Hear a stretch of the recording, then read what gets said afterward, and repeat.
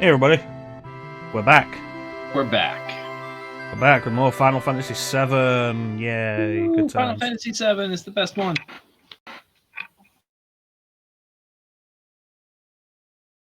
Is it though? Yes. Okay. I just wanted to be clear on that. Yeah. So when we left off, we had just left Calm after the Nibelheim flashback. Let's get back into it. Yeah.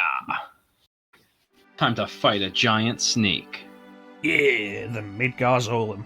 Yes. Fun fact, do you know that's actually another mistranslation? Yes, I did. For Jumengandr, the World Eater. Also known as Midgard Soma. Yes.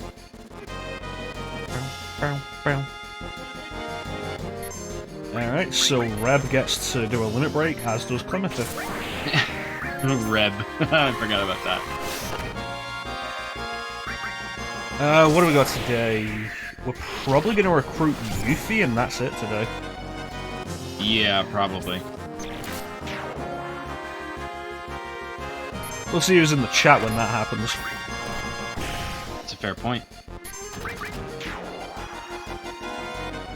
You know, I know that the percentage is pretty low in the forest outside Junin, but even that being so, it doesn't take that long to find her. Like it's a 12% chance. Yeah, I've never had that long trying to find Yuffie in that forest. Yeah, it's a good opportunity to steal a boomerang for her anyway. You can steal them from the blue bird enemies. Yeah. Yeah, I hope I have enough money for the chocobo lure. What is that? 3,000 or 2,000? I think it's like 250. Yeah. Or 25. Hmm. Hey, Faison, how you doing? Hey, it's Faison.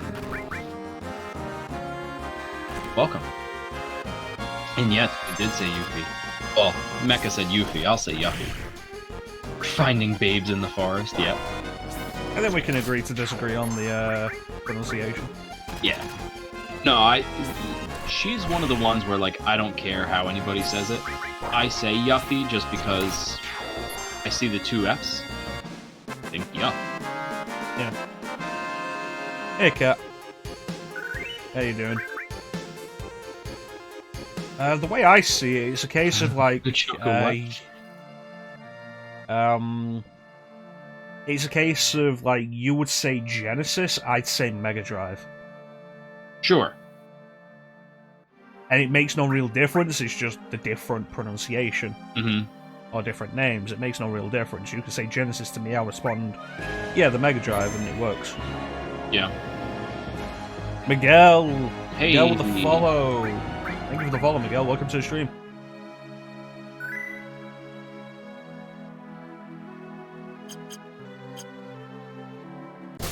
There's always a thing that gets me when you talk about that kind of thing, though. Americans will refer to the coloured controller for the Super Nintendo and the rounded style of it as the Super Famicom style. But that's how we got it in Europe. Right. So I'm like, no, just Super Nintendo.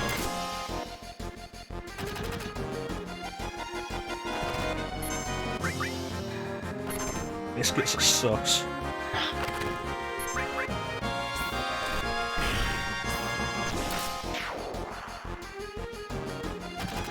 Actually, since we're still doing the retranslation, I wonder if they're gonna put Midgard Soma. Good question. They have changed some names around. But we do specifically know what Midgard Zolan is supposed to be. Yes.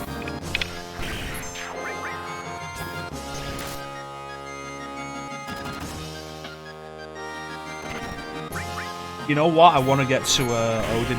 I want to see what they've called Odin's stuff. Oh, you don't think it's Gunge Lance? No, it's probably not Gunge Lance anymore. It's probably not Steel-Bladed Sword. Right. What is it? Zentetsuken! Yeah, that one. I like Zentetsuken. It's a cool name. It is a cool name. Okay, so we've saved here. We're gonna make. What do you think, Clim? 1 or 2 runs? Let's see how the first one goes. I would think I have done this before, but it's inconsistent. You know what I did the one time? I just ran across and never even stopped. Like I never waited for him to get into a position I wanted him to get into. I just ran across. It was hysterical. I made it. It's a good question. Ooh, I don't know Castlevania Mondays. Or Castlevania Wednesdays. Nice. I expect Sympathy of the Night done in a single playthrough. Oh my god. In a single run. Okay, go.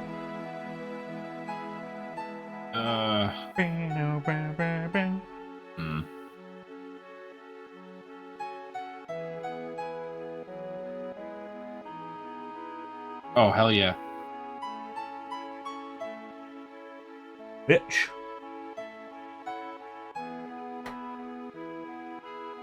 Oh god, no, Sovereign. We never go to Fort Condor in this playthrough. How you doing?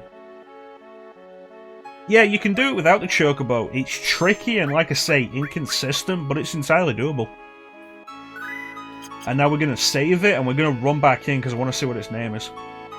True.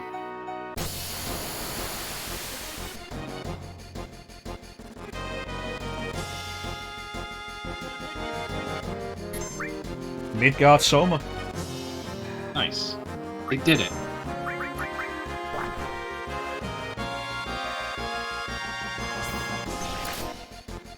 They even spelled it right. Yep. You know, with Midgard Soma. No Yeah. E.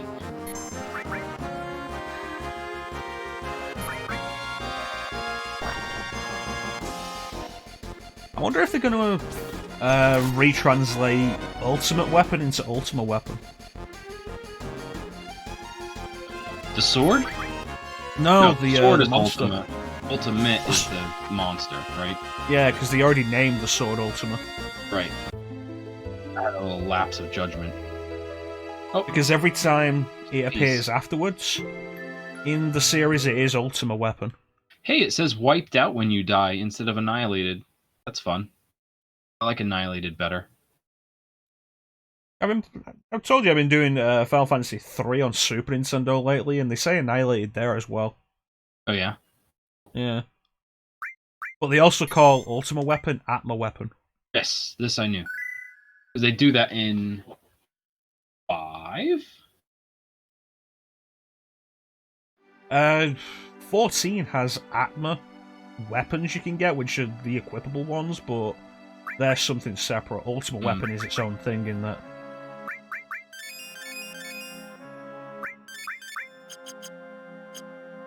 Alright, let's get out of here.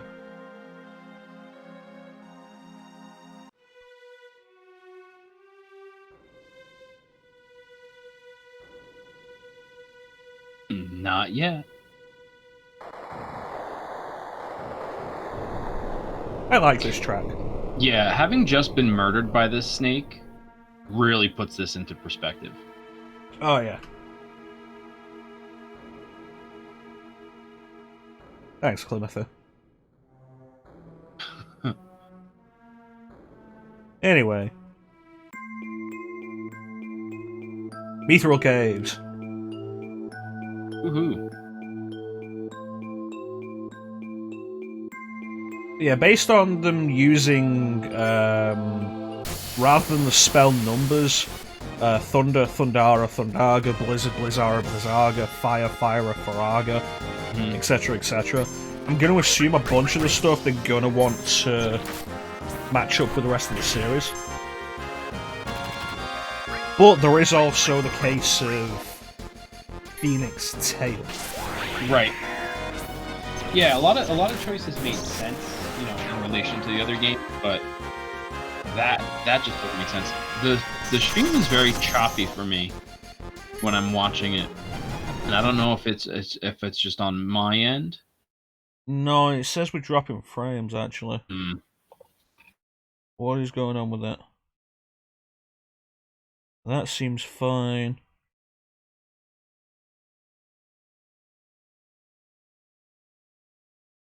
Okay, it's looking better now.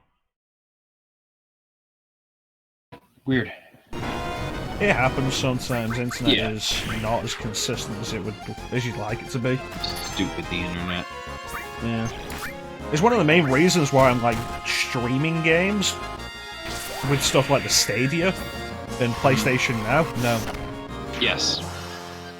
Yeah, I could barely play PlayStation Now games on its own, let alone trying to stream it. I couldn't even believe it. They added the ability to download PS4 games from it. Some of them, not all of them. Yeah. You can't download all the PS1 games? Or the PS4 games?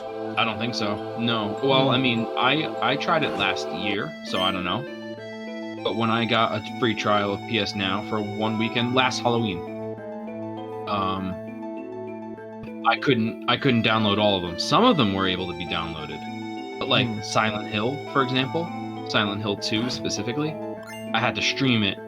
I couldn't download it and play it. Well, Silent Hill 2 is not a PS4 game. No, this is true. Okay, so you're saying all PS4 specific games. Yeah, maybe. Yes. Gotcha. Yeah, it makes more sense.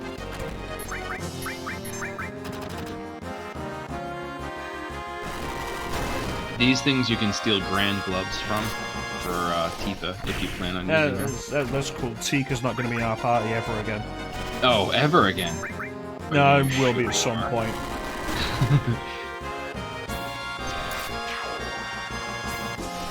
You're gonna wish you had it then. I don't know, by that point, I think we'll have better weapons. That was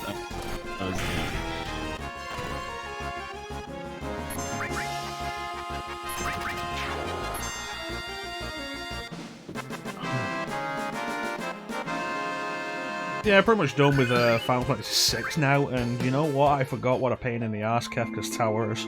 That's right. Boo, Final Fantasy VI. Honestly, just boo making me have more than one party. Yes. It's why whenever I play 7, I go out my way for Knights of the Round, so I don't have to do the multiple party fight with Bizarro Sephiroth.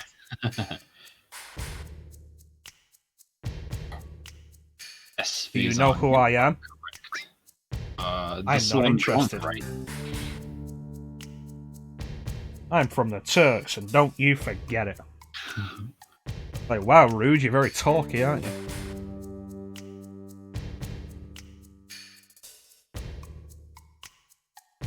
I remember every time Rude appears after this in the compilation where he barely talks. Yes.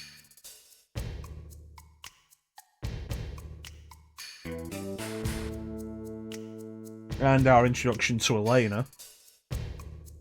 Yeah, there she is. Oh.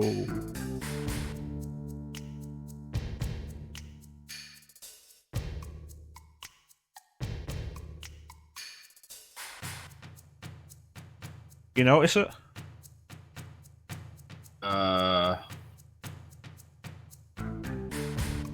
Oh, well.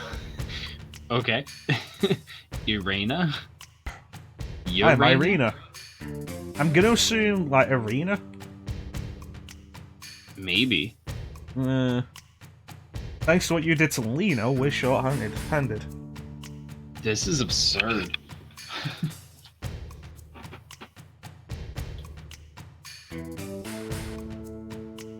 That kind of thing, specifically, like, more than Lino, Irina feels like you're really trying to go with a direct translation. Mm-hmm. Yeah. And of course, who can forget Zeng? Right. Not Zung. Zong. Right? Sung, yeah. Not Zung.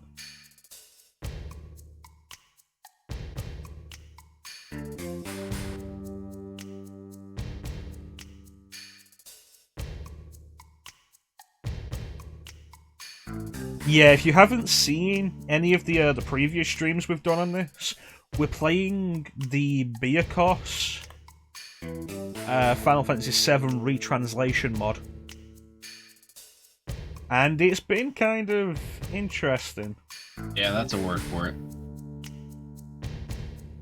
I was actually starting to warm up to it, actually. Now that you're best friends... that was funny.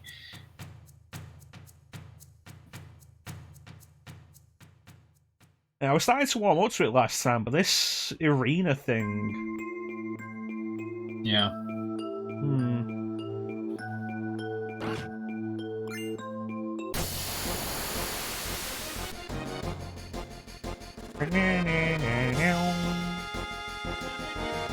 We even still have some characters to meet, too.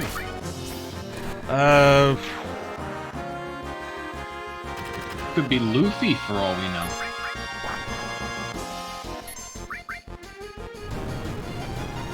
I would have thought the main character names would have been very focused on.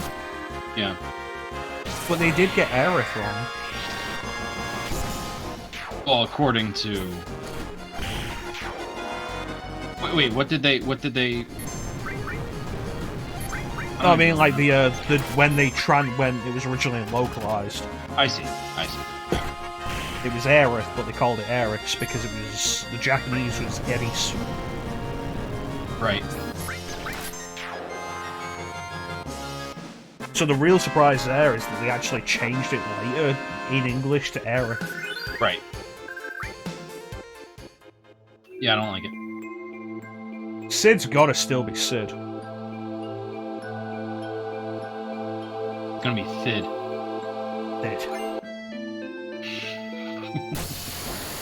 To be fair, Sovereign, the original localization was also really bad.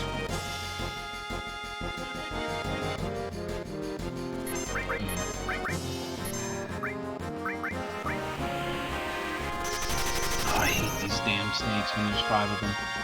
It takes so long to attack. Yep.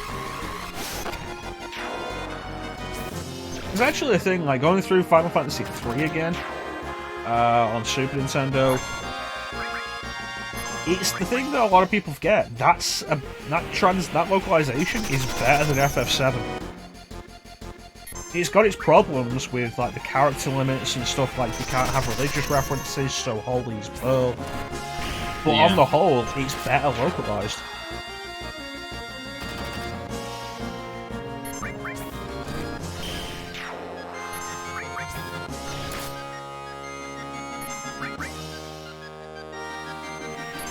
A lot easier to make sense of on your first playthrough. Yeah, I suppose so. I never really had a problem with 7, though. I don't think any of us really did. We played it back in the day. Mm-hmm. And let's be fair, even as bad as 7's localization is, it is far from the worst JRPG localization. Sure. I mean, did you ever see Breath of Fire 2? Yeah. Absolutely awful localization on Super Nintendo, and then when the Capcom re-released it on Game Boy Advance, they didn't do what Square did and retranslated everything. Yeah. Like, Square did that for 1, 2, 4, 5, and 6 on Game Boy Advance. No, what they did was they just took the Super Nintendo script and put it in the GBA version, so you've still got the garbage localization. You know what? I'm gonna go for Fort Condor. Go for it. Just for some extra experience. Fair enough. I'm not spending any money though. I would recommend. I mean, I was saying it even last time to go there at least to use the beds. Yeah, that's reasonable.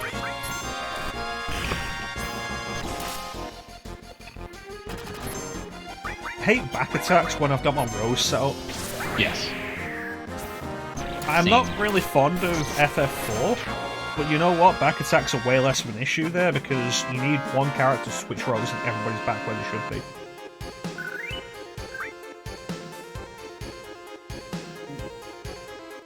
One character to switch rows? What do you mean? Well, FF4 has the 5 characters. Uh huh. 2 in one row, 3 in the other. If you ask Oh. one of them to switch rows, they swap.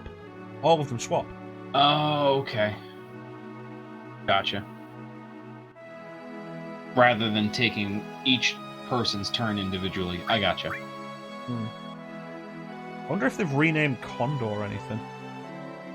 I hope not, because it's a condor. That's not a mistranslation, that's just a bird. Yeah.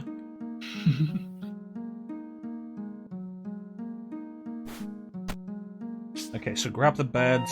There is a weapon shop here, isn't there? There's a materia shop and an item shop. I don't think you can get weapons here. Oh.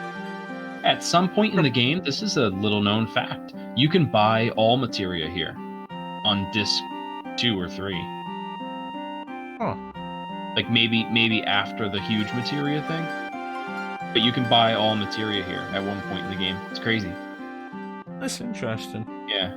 I feel like I did know that at one point, Mm-hmm. and then never actually used it because why would I need to? Right. Yeah, by that point, if you've had an all materia on at all times, then you would have mastered it and sold it, and that's Yeah. all the money you'll ever need. On a regular playthrough, like, I usually end up with like 10 armor series just from Yeah. the ones I pick up and then master and make new ones. Correct.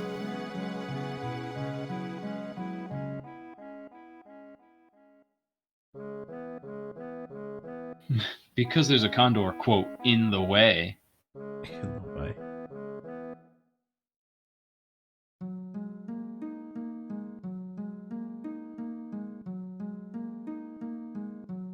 I'm not paying for mercenaries. My big question at the minute is, like, can I take the boss on? Well, why wouldn't you be Probably able to?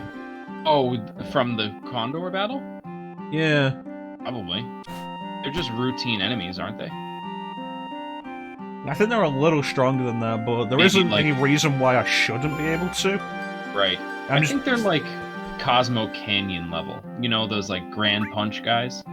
Yeah. I think that's all they are. I mean, there's a save point right here. You're welcome to try. Yeah, we'll give it a go. I don't want to spend the money. Everything here is so expensive in that battle. Yeah, just use fast forward and let them come up the top. You still get all the rewards for it, don't you?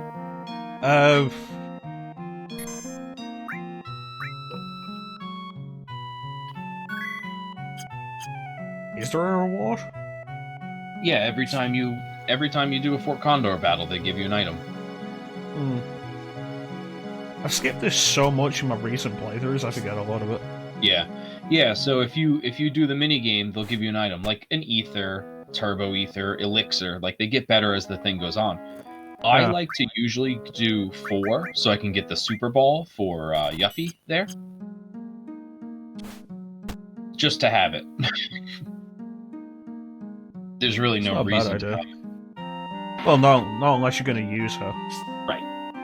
And let's be fair, who uses Yuffie? Exactly. The same people that use Kate Sith. Those are horrible people. Those are horrible people, yes. I love... it's so funny when I've gone online in the past and people talk about Kate Sith, and they're like, the only people who don't like Kate Sith are the people who don't know how to use them. I'm like, no, he just sucks. He's bad. His stats are bad, and his limit breaks are bad. Get over yourself. And he's a terrible character. He's a terrible character, yes. He doesn't offer anything. You can have him in your party, and there's no additional dialogue for anything. Anything.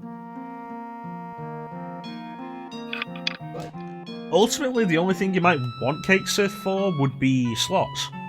Right. And that's not really worth the effort. It's certainly not, no.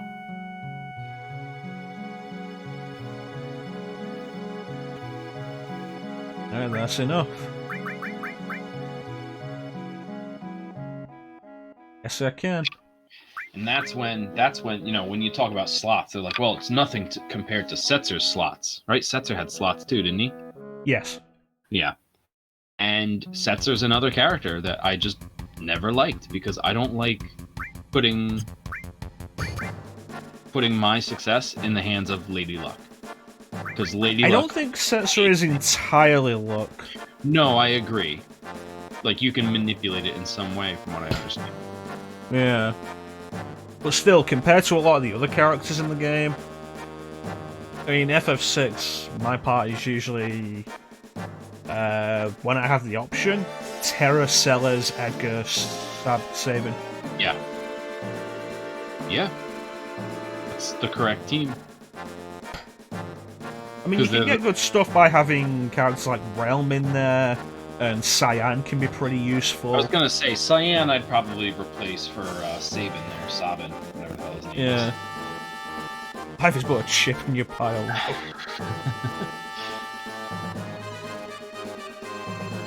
I mean, it's probably a big problem with 6, unless you're really going to delve into it and replay it so many times.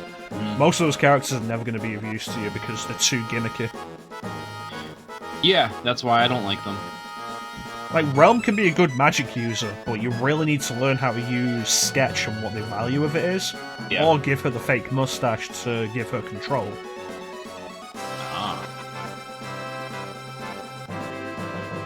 Go-Go with Mimic, you have to really figure out how that works. Shadow isn't too bad. Like, once you get Shadow as a permanent party member, Shadow's pretty good.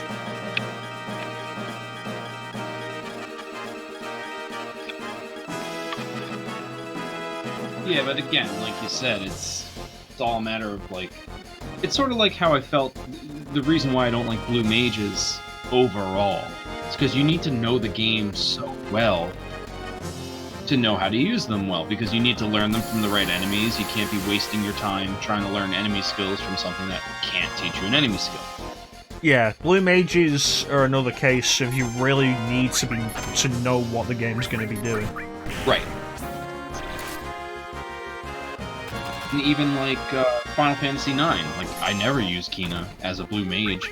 I barely use Kina as an attacker because the orcs that they use, they have too wide of a damage range. Like you hit with Kina, even if you have his max weapon, you can still be doing like 40 damage and you should be doing 2,500. Oh no, I'll run Keystis. Keystis is different though, because she doesn't learn her blue magic from enemies. She gets them from item drops.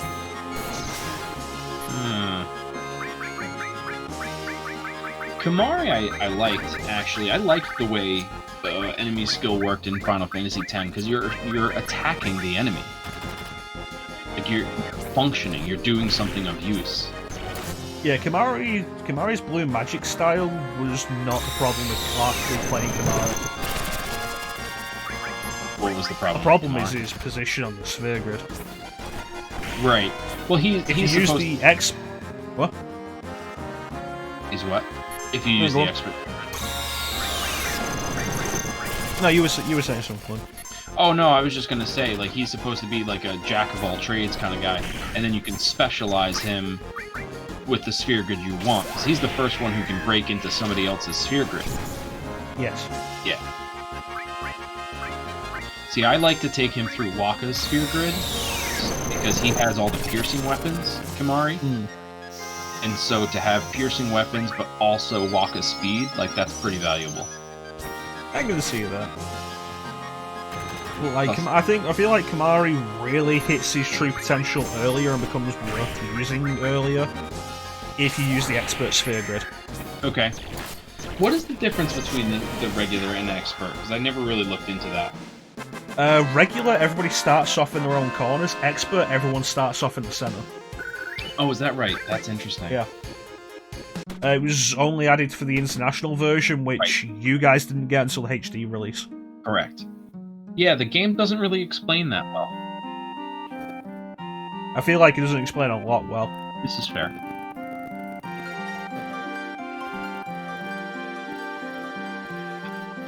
But Terrace, Edgar, Cyan, and Sellers. I can understand switching out a character for Cyan, though I would have switched out Edgar for Cyan rather than Sabin. Well, I like Edgar's tools so much. I can understand that, but I feel like power-wise they get outclassed pretty early. That's fair.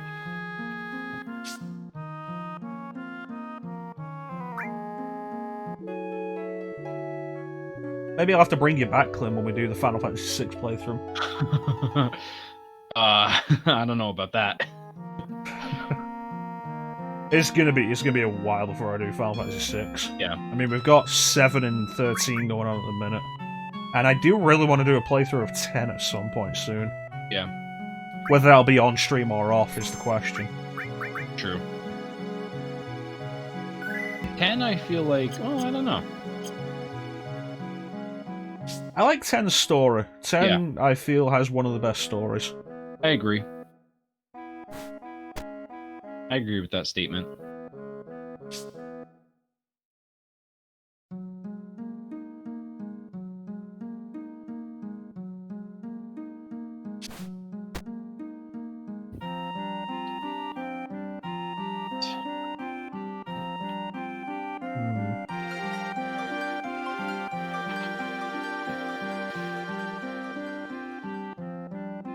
Alright, let's go find Yuffie. Yeah, let's get her. We didn't get an item, by the way. What's that? We didn't get an item. Yeah, I was gonna ask because I didn't see it. Yeah, Final Fantasy IX story is really, really good. I think one of the things I really like about 10's story, and this is true of 6's story as well to an extent, it's not as needlessly convoluted as a bunch of the other games. Especially 7. I like 7 a lot, but 7's story is incredibly convoluted and poorly explained.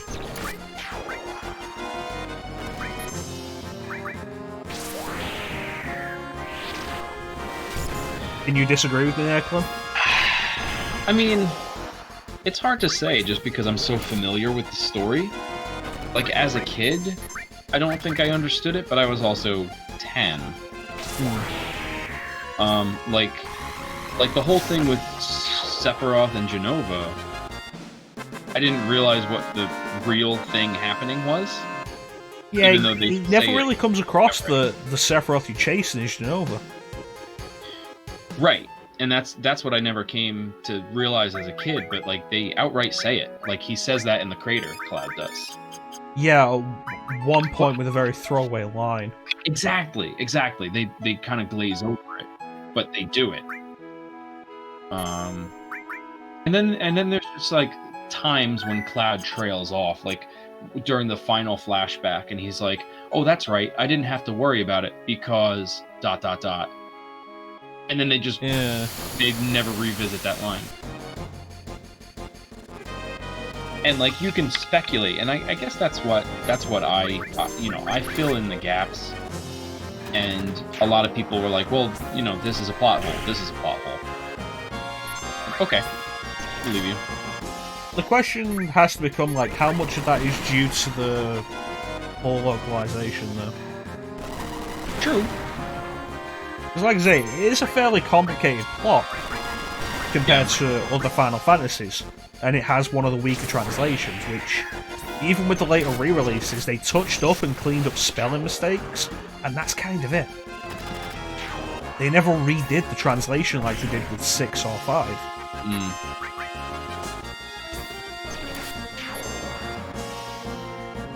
But I also feel like the main part of the plots in 6 and 5 are not as cerebral as 7. No. I feel like 7's story is so complex because of what they're going for, whereas 6, it's like, okay, you're fighting an evil empire, and then a crazy clown becomes a god. Oh, okay, done. Story finished. Yeah, it's simpler. The focus in 6 feels more character than story. Right. In a lot of ways. Yeah. There she is. Oh god. Are they going to have changed the options that we need to answer? I was thinking about that, yeah. I mean, I don't want her to steal my ship. True. Well, we just never we never take our eyes off of her. We never use the save point, and we never talk to our friends. We go straight to her. We want to be respectful of her power, but also standoffish. Yeah, we don't want to put with her shit. Yeah. But Sovereign, Momiji isn't in this game.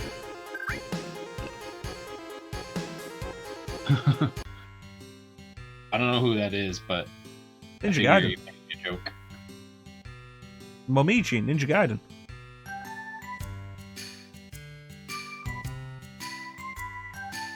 Right. Come on, Clem. Momiji? Yeah. I In really Ninja don't Gaiden. know. What Ninja Gaiden? Dragon Sword 2 and 3. The original Ninja Gaiden games? No, the more recent ones. Really? Yeah. I'm gonna have to look this up. I'm not interested.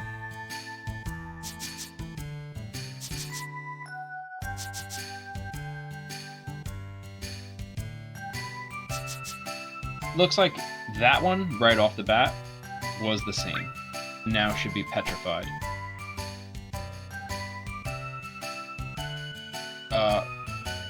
Yeah, right, sure, okay, same thing. Yeah, I think I've got it. Yeah.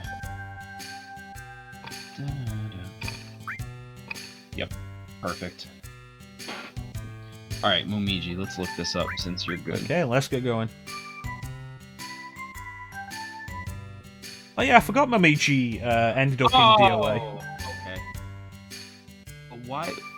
Why don't I remember her? I don't know, because she's very memorable. I remember her, but I don't at the same time. That's strange. Maybe I'm thinking of a character. No, because I never played this. I must be thinking of a character from Bleach. Momo Himamori? Maybe. Alright, what are we calling Yuffie?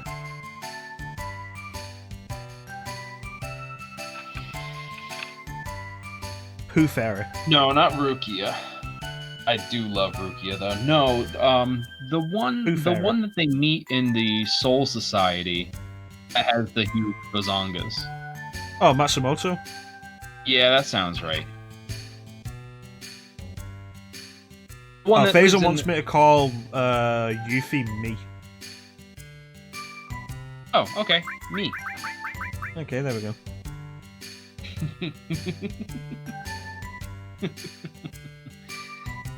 We got jokes.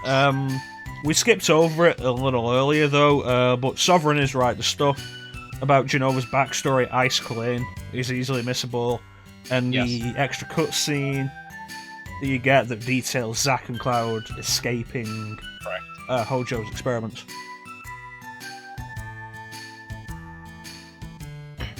But I feel like that's kind of a similar thing with 5, or finding out about Bart's father is kind of easily missable.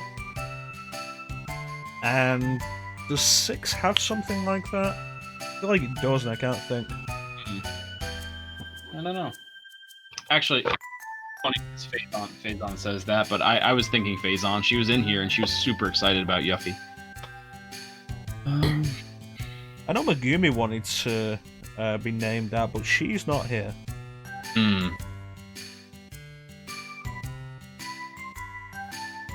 No, the Rangiku Matsumoto was the one with the huge ones. Yeah, no, she's one of the generals. No, I'm talking about, I looked her up. Shiba? Kukaku Shiba? Oh yeah, no, she's not, she's one of the outskirts of Soul Society. Oh, sure, but she's, like, in that realm. That's what I meant. Yeah. I'm sorry, I was... Listen, I'm a Bleach noob. I apologize.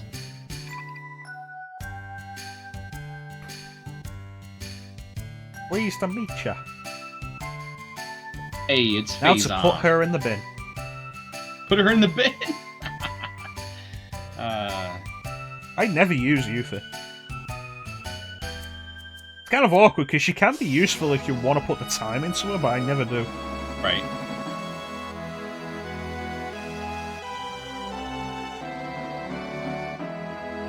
Oh yeah, she doesn't have an arm. Well, here's Juno. There it is. Hey, that is a fun fact. Cosplaying. Don't get caught up in the... Cosplaying! That's great. I'm glad you saw exactly where I was going with that. Oh, absolutely. Do you remember the Living is an awesome limit break?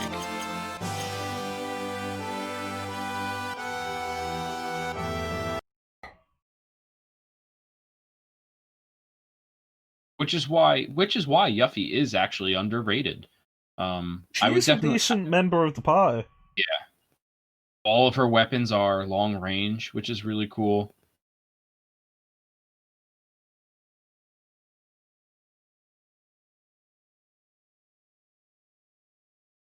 Okay, it's crashed. Oh, good. I was wondering what had taken so long. Good thing you saved. Hey, it's Arrow. It really is, actually. It's story time with Clim and Mecha today. Alright, I'm gonna reset the system. Clim, keep people occupied. I will keep people occupied. I'll mix up some Clim Diagos. That's me mixing them up.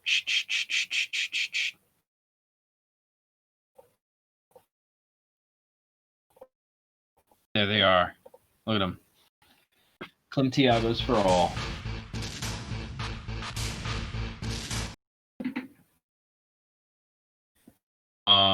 So we'll be right back. I used to sleep on Yuffie as a character, but I do like playing her. Yeah, it's funny. I always, when I get to Wutai, and if I decide to go through Wutai, which I usually do, that's when I start to recognize her as a character and her potential.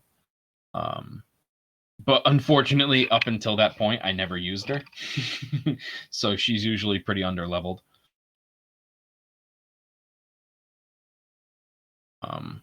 But so on more recent playthroughs, what I'll do is anytime I get a chance to switch party members, I will switch to the member that's going to be forced into my party soon.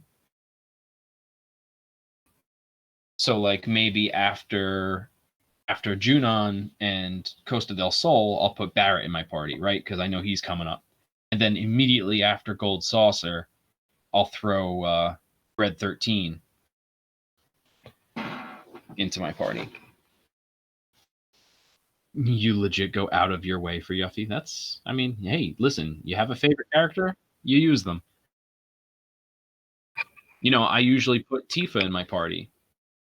But Mecha, as he said before, doesn't use Tifa and won't until he's forced to. And that's fine. That's really just because of Tifa's limit break. And that's fair, which is ironic because I actually like Tifa's limit break the most. Mostly because it's the first one you get that's multi-hit. The multi-hit part is pretty good. The problem is the roulette wheel. That's my big problem with it. But on standard hardware, you can manipulate that. On PS4, it's harder because, like we've said before, the FPS on the menu is different from the game, and the slots are different from the menu. So, like the timing's all sorts of whack. It's a similar thing they did with FF8 Remastered. Mm-hmm. The menus for Final Fantasy VII, 8, and 9 are supposed to be 60 FPS, while the rest of the game isn't. The battles run at 15 FPS. In the re-releases later on, the battles and the menus run at 15. Okay. Which makes stuff like the Tifa's Roulette and Squall's Renzo Kuken harder to pull off. Right. You almost never use Tifa or Vincent Sovereign. Kate said, Vincent's limit break is nasty. No, never use Kate Sith. Vincent is a good character. His limit break is nasty. Yeah. Well, and the game trolls you with it too, because it's like the second you get, and I've said this before, I think I said it last stream. You use Vincent, and it's like, oh, okay, cool, I got Vincent. Let's put him in our party right after Nibelheim. Sure, but then you get to Materia Keeper, and guess what? Vincent's limit break is fire based. Guess what? Materia Keeper absorbs. Oh, fire? Cool. Thanks, game. Materia Keeper is just the first example as well. There are other bosses that Vincent becomes a liability with. Well, like you said, Schizo, right? Yeah. Yeah. Although, by then, if you have, what is it? What the hell is the second one? The Frankenstein monster one? Yeah, the Frankenstein monster one. He uses lightning, but Schizo doesn't absorb lightning. It's just non-effective, right? I don't remember. I remember when I streamed FF7 a couple of years back. Yeah.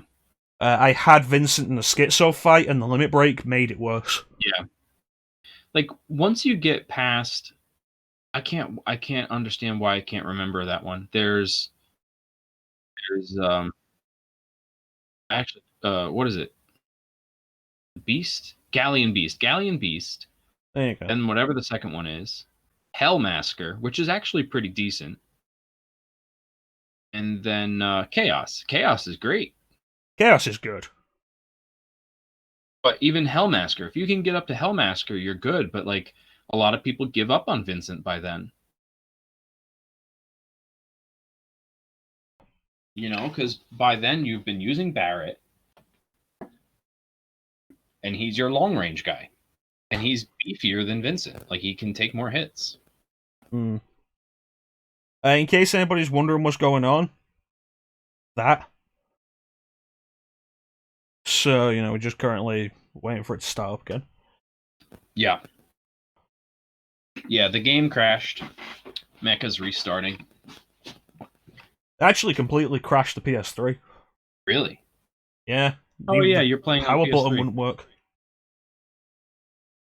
I don't know.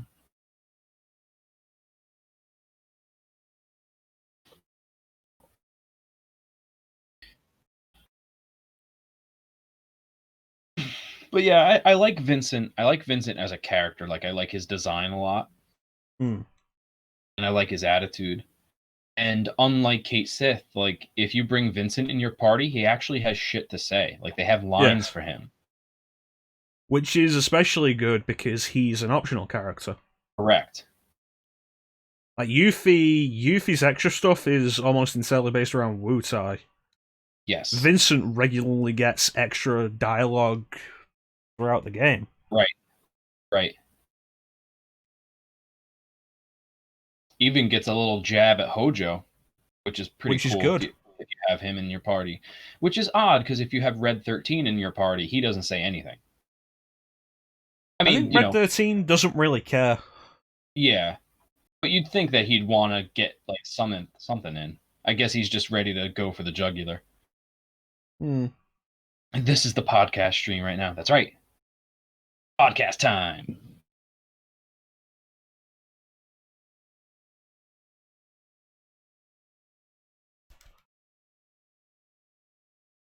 I know I should have done this from the PlayStation Mini.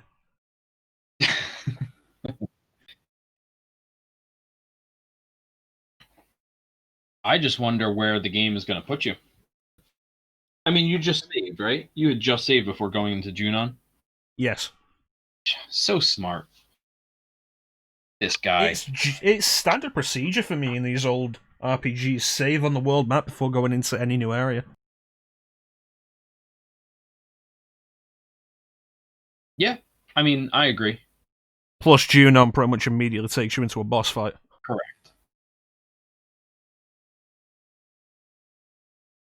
Yeah, it feels like they expected players to pick up Vincent since he's so intertwined in the main story. Yes. Yeah, I agree.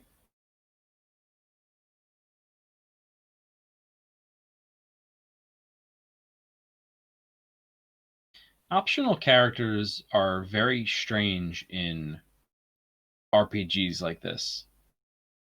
To me, I don't know. They seem odd. It's like we bring up the case of Final Fantasy VI again.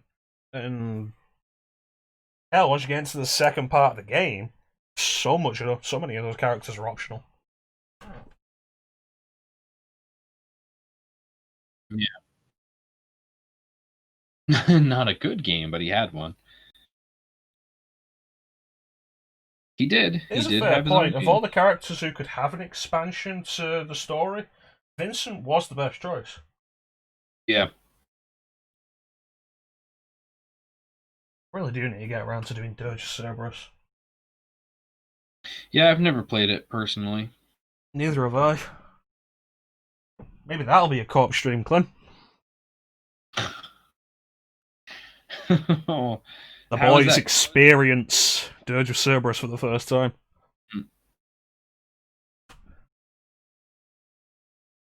No, I want to do Dirge of Cerberus before Crisis Core, at least, anyway. Release Why? Because it order. came out first? Yeah. Plus, I mean, I'm not gonna get the super secret special ending. But if you do all the bullshit, I think it's like 100%. Mm-hmm. You unlock a epilogue sequence with Genesis, who is the Okay, main villain of Crisis Core. I see.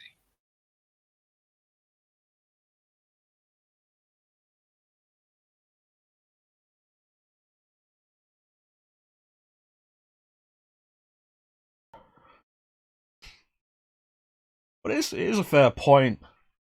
that Vincent is optional when he has so much tying him to the story. Yeah. It makes you wonder, is he going to be optional still in the remake? I was gonna ask that. I was gonna propose that question, but it seems like a silly question because I almost have a feeling that they're definitely not going to make him optional. Yeah, I expect it pushed in there. Yeah, because the thing is, you make him optional, and it's like people are just gonna find out how to get him anyway. Yeah, people are going to expect him. Yeah, exactly. So who knows?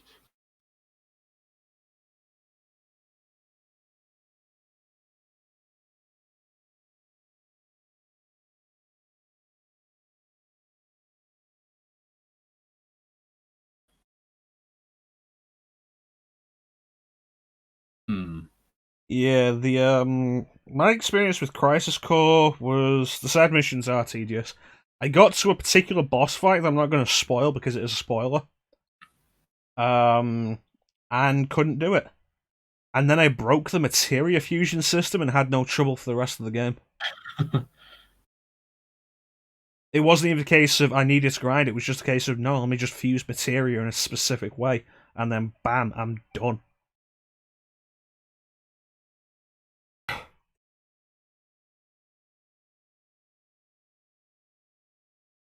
Crisis Core is a pretty good game, and I enjoy its story. That's another one I should play. Oh, playing that now is such a pain. Because Square haven't re-released it in any form. Right. You can't even buy it digitally for PSP or Vita. You have to get a physical copy if you want to play it. That's insane. Yeah. Or you can emulate it, I guess. That's illegal. I'm not gonna say I'm gonna do that, but I'm gonna think it. Yeah.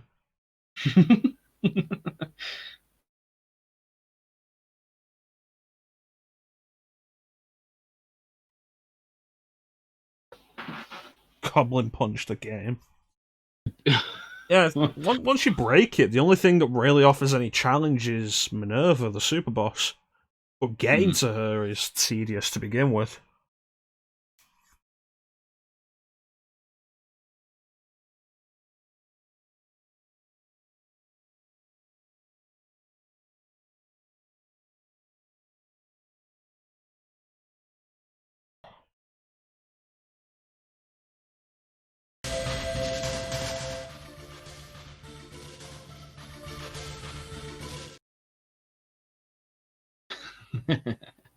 I need to work out a thing for the Be Right Back music when we're just doing this. Work out a thing. Yeah, so we actually have some kind of background noise. We have the podcast. Yeah, but then there's dead air. Get Jillian playing some piano. Really, really appease the crew up in here. I should be thinking of Moonlight Sonata, but I'm thinking of the piano opening to Zombie now. It's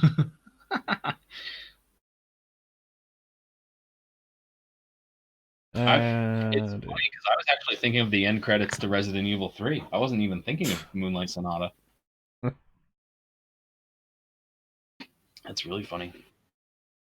I should turn my light on. But it's so far away. Use a stick. No, my light is like an old-fashioned twist light. Like it's got the knob you got to twist. That's weird. Tweaking the knobs, baby. Tweaking the knobs. Yeah, well, my house was built fucking 100 years ago. 120 years ago. 120, you say? Yeah, it was built in like 1904. It's 117 years old.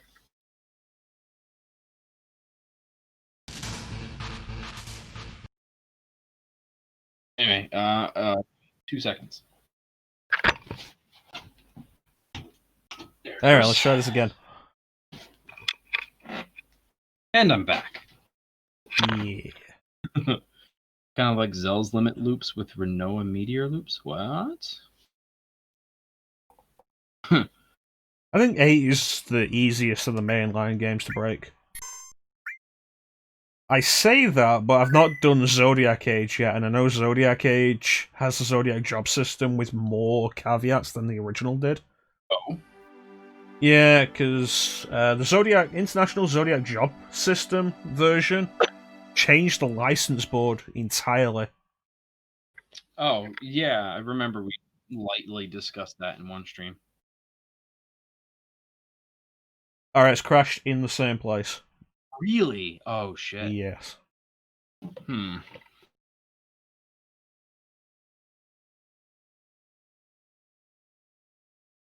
And Phazon's celebrating. There you go. You just caught up.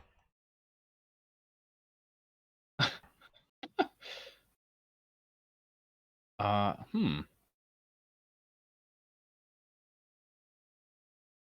Question is, what do we do now? Right. Oh,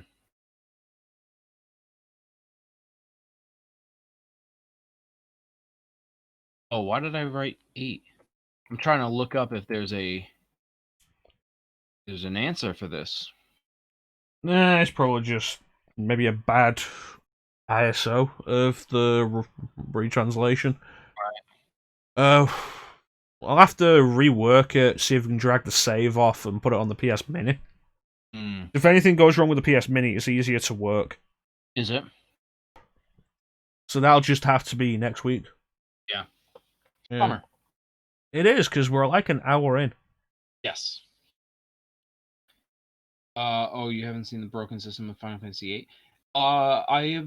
I've never broken it myself, but I've heard that it can be broken. I've played through Final Fantasy VIII, and I thought I used the junction system to its capacity, but I guess not.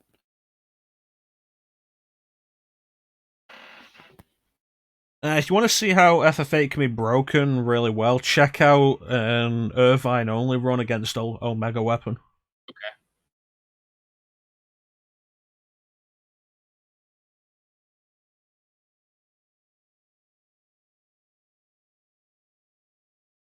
It's a nice background, because FF7's a 4x3 game. I like to have some artwork on the left where I can put the chat as well, so it's not overlapping the game. Yeah, I have that background on my PlayStation as well. Hey, it's Rebel. He made it. It's Rebel. Quick, ban him. Broken. To our broken. Oh, damn it! I banned myself by accident. Right now, Rebel, the game crashed twice in the same spot. We made it to Junon too, which is a shame because we were doing all right. Like I think we would have gotten to Gongaga at this point, at this rate. Yeah, it was going pretty quickly. I'm gonna reset the system again, and we'll see about doing something else. Okay. You usually run Squall, Zell, and Renoa. Yeah, that's who I run as well. I find him to be the least useless. Look, you know why though is because I needed Renoa for reasons. Oh, because she's important to the story. And Zell, he punches things. And in that game, I felt like physical attacks were the way to go. I tend to run Squall, Quistis, and Selfie.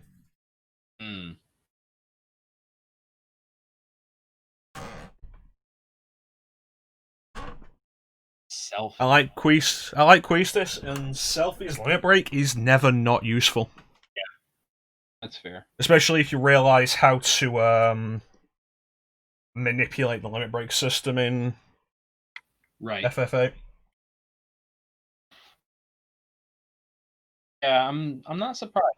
I feel like you would be very into. Well, I say Quistis, but see, that's what I did. But I've been playing World of Final Fantasy recently, and she turned up, and they actually pronounced the name for me, and they said Quistis. Yeah, that's how I used to say it. Yeah, it does suck, Phazon. If anybody wants to leave now, I understand completely. I'm gonna try and find something else on my system that we can run for a little bit, just to Chicken wuss. work it.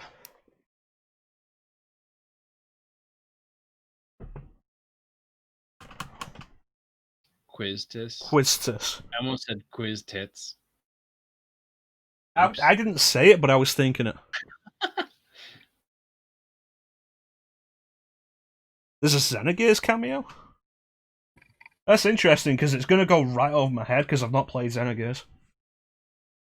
Because that's another game that was never actually released in this fucking continent. Man, the video game world is weird. Square didn't really want to do anything with Europe for a long time. Yeah.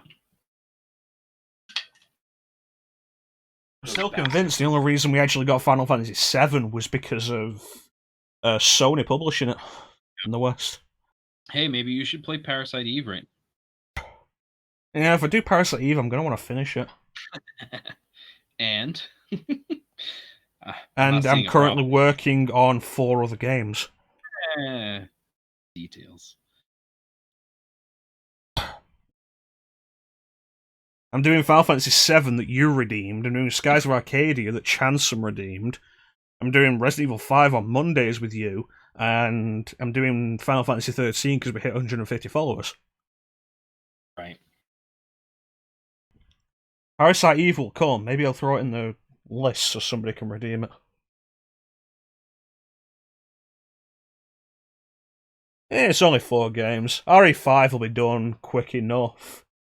Skies of Arcadia and Final Fantasy VII, pretty low maintenance. Yeah. But you could always cruise through Final Fantasy VII, though. And like you said, RE5, we got pretty far. We killed the bat last time. Yeah, I expect... I'd be surprised if RE5 takes more than 3 streams. Yeah, I'm kind of on the same page there. We didn't get Chrono Trigger until its DS release, which I think was like 2008. I actually own it physically, because of that.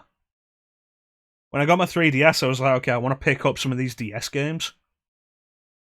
And I imported a few. I have custom... No, I didn't import Custom Robo Arena, it was released over here.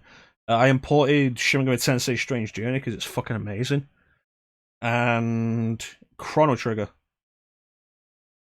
for the DS. Because Chrono Trigger was cheaper to buy new from the US than it was to buy used over here. That's insane. That's nothing. The 2 Devil Summoner games on PS2. The second one wasn't released in Europe. So I would have had to import the second one anyway. But I imported them both, fully sealed, and it cost me less than it would have cost to buy the first one used over here.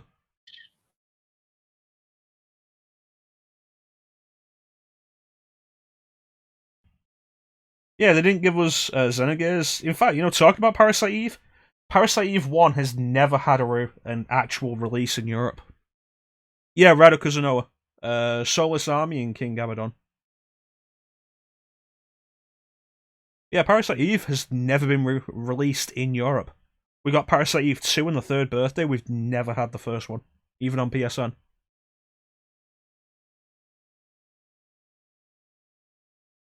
You still there, Clim? Yeah, I'm here. I was surprised you were quiet about Parasite Eve. I thought I had commented on it. Not about it not being released in Europe. Yeah. Oh, no, you told me that before. Yes, I did. I tell everybody a lot of things. What's that? I tell everybody a lot of things about games that weren't released in Europe. Yeah, I remember you said it was never released. Ever. Ooh. Insane.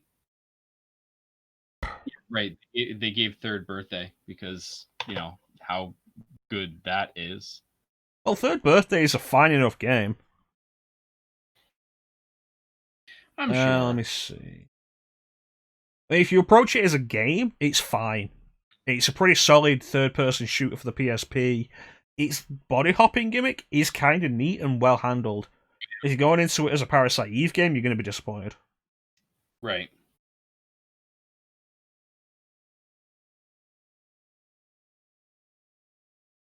Which is probably I didn't have any interest in it. But again, it's one of those PSP games, right? Yes, you didn't have a PSP, did you? That's correct.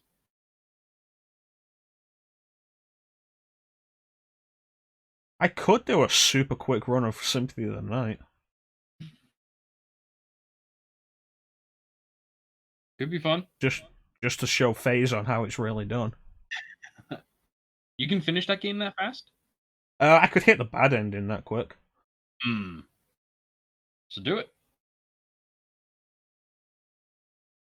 I do have Xenogears on here, though. A bunch of games that weren't released in Europe on the PlayStation, I have grabbed off the US PSN.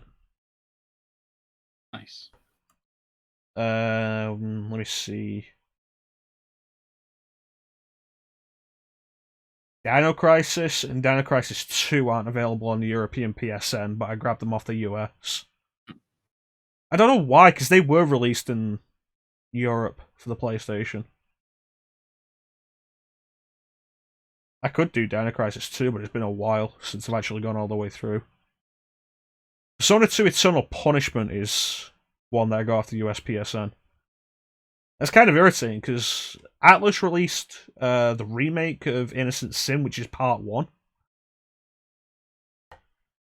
They released that in English for the first time, and then the remake of part 2, Eternal Punishment, they decided they weren't going to release in English, so as a compromise, they put the PlayStation version of Eternal Punishment on PSN. Okay. But only in the US. Us Americans are busy grabbing imports from Japan while you guys are grabbing imports from us. Only games from this time as well, there's the issue of the 50Hz versus 60Hz.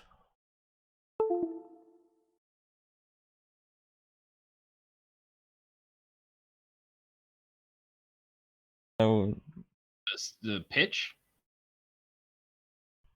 The difference there with the sound, the pitch of the sound?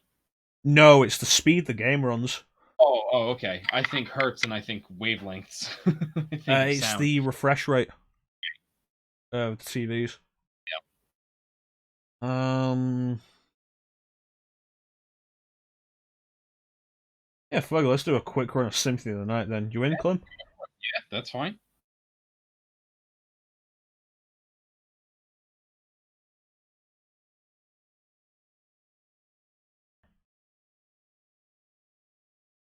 No, I'm gonna have to reset all of this now.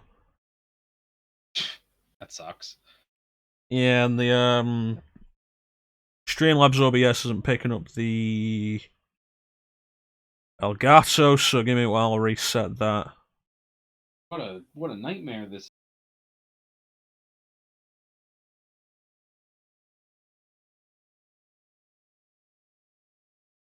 sucks though about Final Fantasy. I should be able to rip the save off and put it on the PS Mini next week. By next week, should be fine.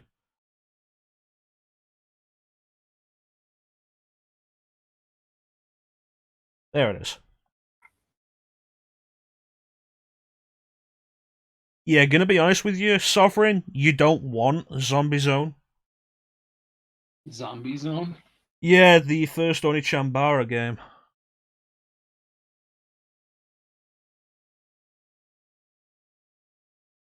Can't say I've heard of it. It really became known in like the last 7 years or so for its more recent games.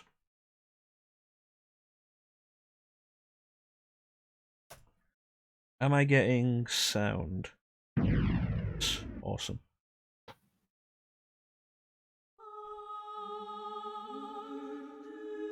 Ah, there it is. I was like, I don't hear it. So I'm gonna keep the Tifa art on the side there because I can't bother changing it. You want to change the category? I already did. Oh, it just didn't register for me then, I guess. Oh hey, I have one That's a that's fine one. already post opening, but we'll start again anyway. Yeah. Mecha.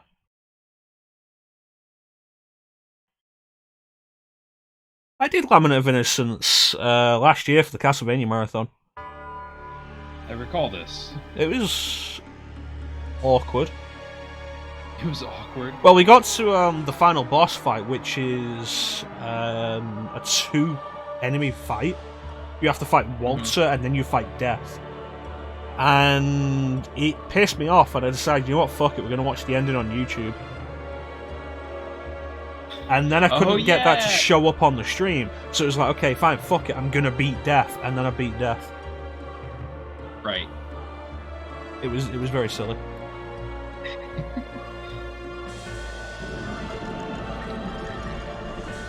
Isn't Onechanbara 1 being remade as Onechanbara Origins?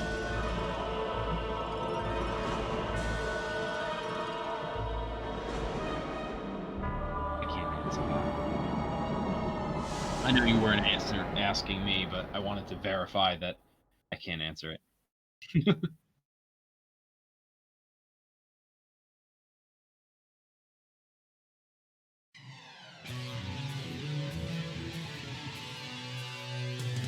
Curse of Darkness I liked a lot. And from what I understand, it's not really looked at as great. I really liked that game. I played that game for a very, very long time.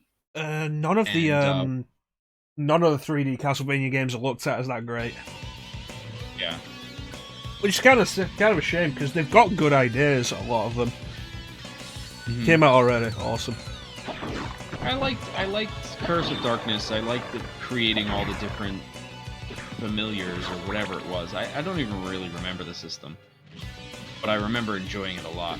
I haven't properly done Curse of Darkness. I bought it off a friend once and played it for an hour, and then I eventually bought it myself, and it's still sealed on my shelf. Die, monster! You don't belong in this world. It was not by my hand. See, we did, given flesh. You have to excuse my voice there for a second. I was choking off mic on my drink, which Clim could hear, but very kindly didn't mention. You steal men's souls and make them your slaves. Yeah, so like we could have gone through this whole thing without anybody actually knowing that I was choking. Your words are as empty as your we did soul. Lord of Shadow 1 and 2 for the Mankind stream needs a last savior year such during the as Castlevania you. Marathon. What is a And man? ultimately, A miserable little pile of secrets. I still But enjoy enough Lord of talk. Shadow 2 How more. about you? Yeah, I'm with Arrow on this one. I like Lords of Shadow 1. I did not love Lords of Shadow 2. But I can understand why you prefer the second one. But I do agree. I think Curse of Darkness was really good and worth playing. God damn it. And for there's one boss music track alone that I would play that game again right now for. It's so good. I still kind of like the N64 Castlevania games. They're not great, but I love a lot of the ideas of them. Yeah. I can't say I've played them, but you're usually pretty good about giving games their proper due. Hey, you know me, I like the weird shit.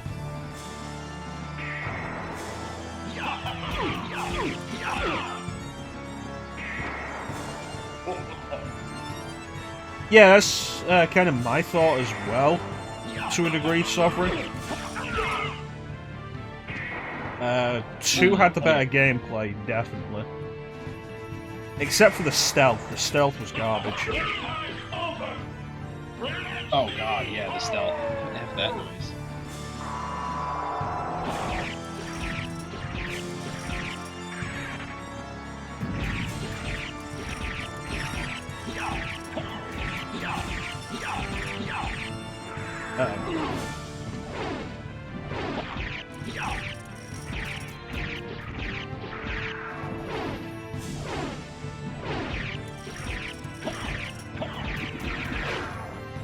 It's a shame he can't, like, you know, lean down and punch you and stuff. He's stuck in that position.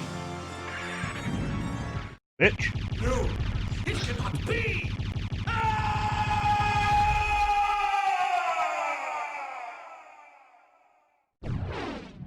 I think presentation-wise, I preferred Lord of Shadow 2 having a more directed gameplay experience over Lord of Shadow 1's level-based idea. Especially since Lord of Shadow 1 still wanted you to do backtracking. When you get new abilities, it wanted you to go back and to earlier levels with newer abilities to get stuff.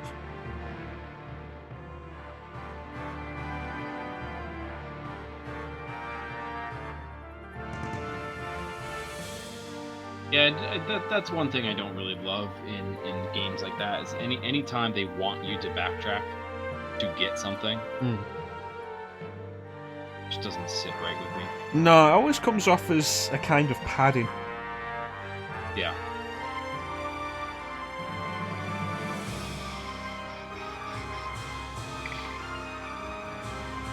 I fucking love Castlevania music though. Yeah. I've said before, but Like, one of the biggest failings, I think, of the show is that they didn't make use of the music. Yeah. I wonder though if they had done that, would they have been accused of trying to rest on that music though? It's an adaptation. Like, if they want to take stuff from the source material, they should. Yeah, And not taking the music, I think, was a missed opportunity. I don't disagree with it. I just wonder if they did it on purpose to avoid, like, Rogue One did that. They didn't use any Star Wars music. They adapted music to their needs, and it had the Star Wars feel to it, but they didn't use anything that was actually in another Star Wars movie, right? Rogue One was a weird case, and it opens weird to begin with because it doesn't do the title crawl. I think it's a case of they wanted to separate the anthology stuff from, like, the main series of movies in as many ways as they could. No, we're never going to get another Castlevania, but we might get another Bloodstained.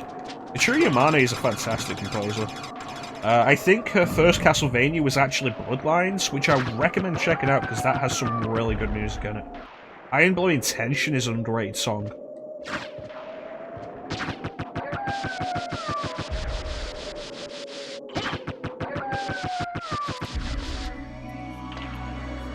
Since when does it not tell you the name of the monster? Or you need to get a specific relic for that. Okay.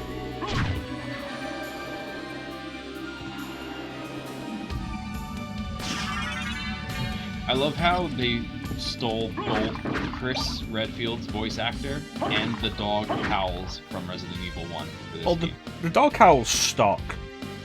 There are so many noises you hear that are stock like that.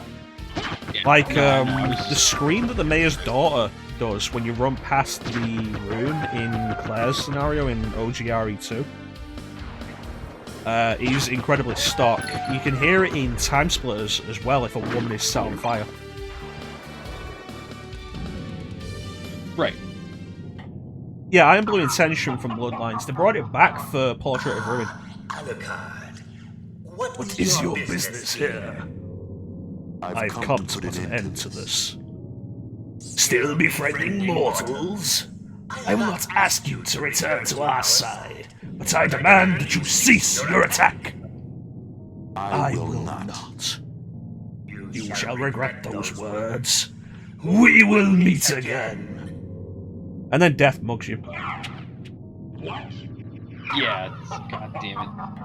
Freaking Patrick Stewart over here. Fun fact, the original line that was recorded for that sequence was for Alucard to say no, but they felt like it came off as too weak, so they replaced it with the what sound.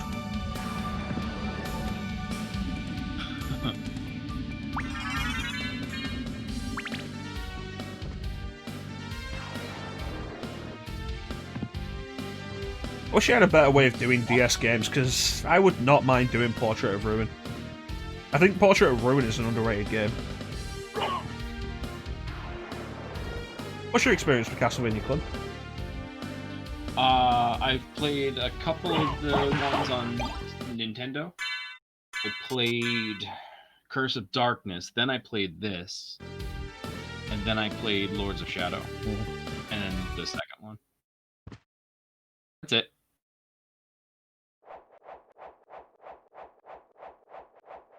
I recommend checking out Super Castlevania 4. Aria of Sorrow is damn Oh, good. On Super Nintendo? Yes. Yes, I've played that. I got my ass kicked. Good game. You probably saw me do it last year. Yeah, I probably did. Yeah. We ended the Castlevania marathon with it.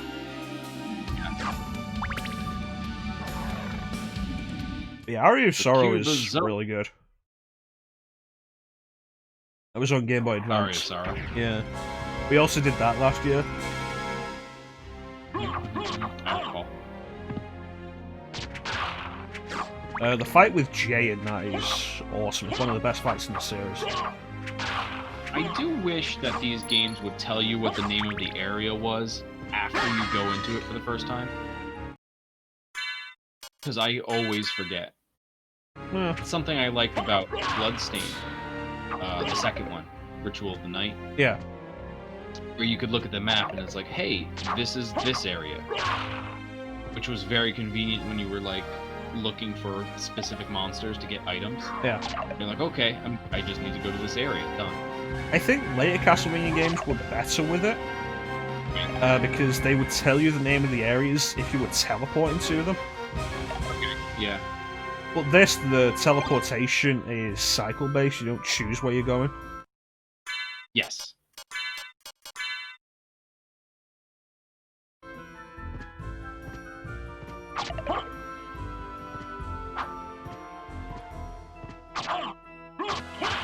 So I go and get the Basilard because it's actually because it's a knife type weapon. It's faster than the sword, and it's only 1 point of attack less than the short sword. Is it shorter range though? Yes. I did find when I was playing Bloodstained that faster attack speed kind of trumped everything else.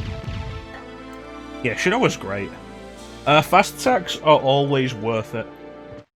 With stuff like Dawn of Sorrow and Aria of Sorrow, when they give you the option to have multiple equipment slots that you can switch between, I always have a quick set of equipment and a powerful set of equipment.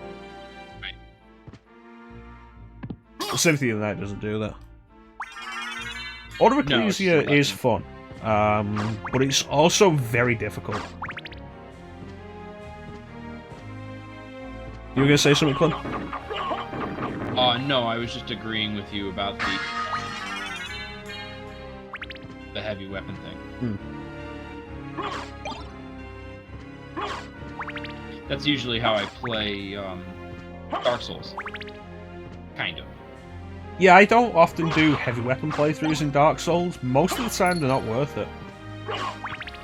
No, but I do like the great swords of Artorias. That's reasonable. Then I switch to the Claymore and then back. The Claymore you can beef up with magic. Yeah. Which is nice. Yeah, I'm always really simple with Dark Souls. I just get something that I like and hit enemies with it.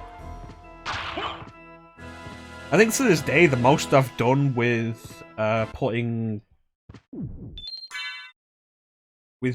a weapon outside of the standard path is +5 Divine Claymore, and that was it. Yeah. When I was trying that Cleric Knight run. Oh yeah.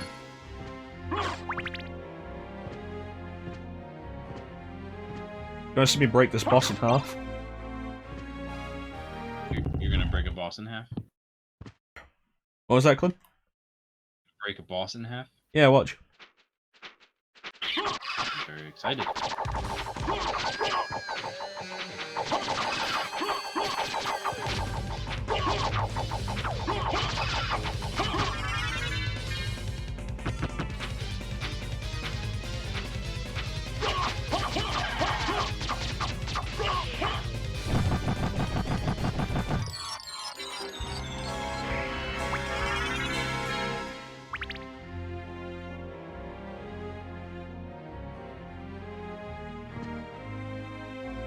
It was broken in half?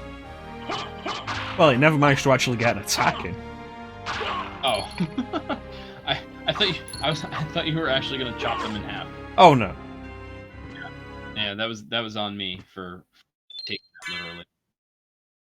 You know, it wouldn't surprise me if you would expect that, because a lot of these games do end up with specific ways of doing that. Yeah.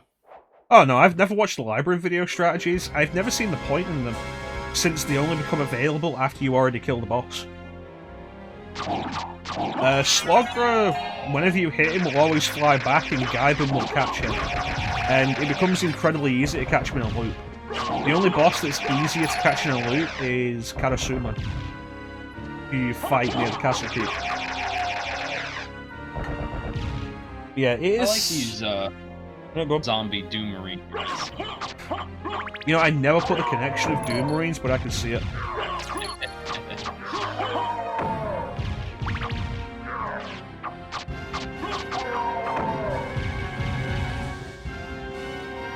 But, yeah, it is kind of really sad that Order of Ecclesia was the last of the Castlevania Metroidvania styles of games, and nothing really filled that gap until Bloodstain.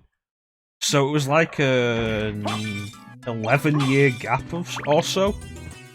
There were other Metroidvanias, stuff like Hollow Knight and Time Spinner and everything. The Strider reboot was a Metroidvania. There were other Metroidvanias. The genre became flooded, but nothing really made that Castlevania feel until Bloodstained Ritual of the Night.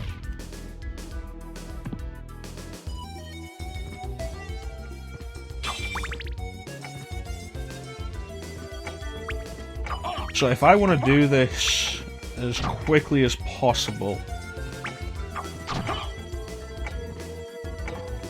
without glitching or really speedrunning, just fast routes. Wait a moment. You seem human, and yet, what do you here? I need the form of wolf, but I can skip the library. To destroy this castle. Then we have Which the same will be fine. purpose. Go through the I'll trust you Colosseum. for now. I'm Maria. Who are you? Where do I get Mist? Alucard. Mist is in the Colosseum, Not the yeah. talkative type, I can see. I don't know perhaps this we'll game meet at again, all, so it's if you it's live so that cool long. to Farewell. see people that do know this game. If you want to see people speedrun it, it can be fantastic. This is going to be me sequence breaking. Not speedrun, I'm just going to do things out of order to try and get it done quicker. And accepting the bad ending. I've not done a bad ending run in a very long time.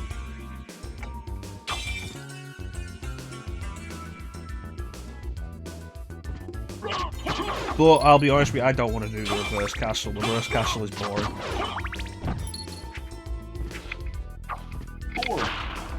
Why is that? It's the same architecture, it's just harder to get around now. It's like, look at the ceiling of every room we go past, and then think about how that would be to traverse. Yeah. No, I've done the Upside Down Castle. I've completed this game to its entirety. I just was curious what you meant. It's the least interesting part of the game, honestly. Any direction is gone because you have all movement abilities to get there.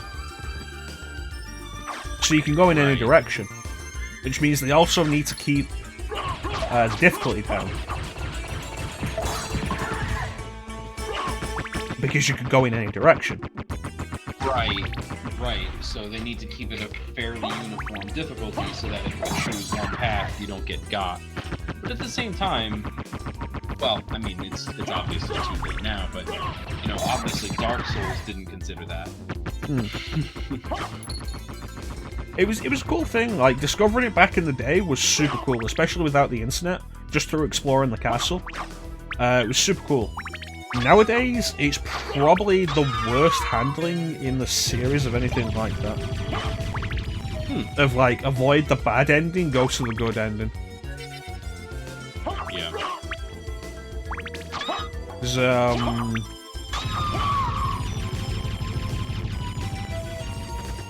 Aria of Sorrow has like, it's not even specifically about the method, it's about what comes after you avoid the bad ending. Aria of Sorrow has the Realm of Chaos, which, let's be fair, isn't really that fun to traverse, but it's done in like 20 minutes. The game's much shorter than this for it, but it's not necessarily a bad thing. I'd rather have a game be too short than outstay its welcome.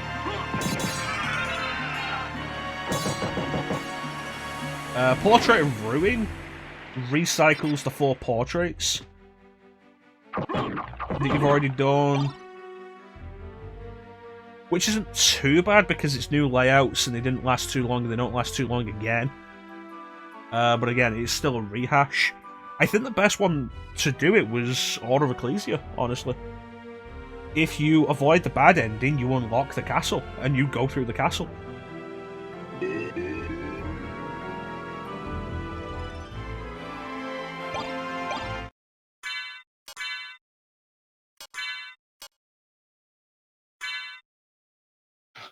I was wondering what was happening then. That was awesome. Yeah, without this, you go to get into that room. I'll go downstairs and show it off.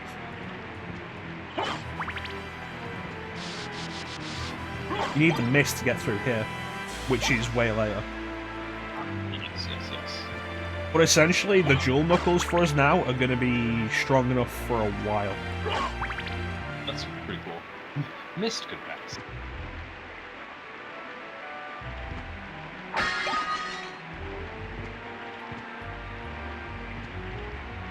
Yeah, Order of Ecclesia, you unlock the castle because you go through smaller areas that are pretty linear for the first half of the game. And then if you avoid the bad ending, you unlock the castle, which is also fairly linear, honestly, but it's not a bad thing. Yeah, the Dracula fight in Order of Ecclesia was brutal. Oh, really? Why is that? Just nonsense? It was difficult, but it was also a subversion. If you're used to playing Castlevania games by that point, you'll expect the way Dracula goes. First phase, teleport, shoot fireballs, teleport, shoot fireballs. And he does that. And he's got a few extra tricks. Like preventing you from flying over him. Mm-hmm. But it's mostly stuff you'll have seen in previous games. The second form, he doesn't turn into a monster that time. He just turns and starts walking towards you, and it's way harder.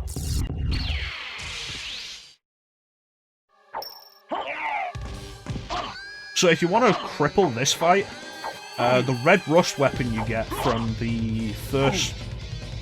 one of the first skeletons you fight is a guaranteed drop. It's weaker than the short sword you get, and you'll be like, why use it? It inflicts curse on enemies, and Doppelganger is susceptible to it. So if you hit it with the red rust, it curses it, and it can't attack you with its sword. It has to throw knives or do wing smash.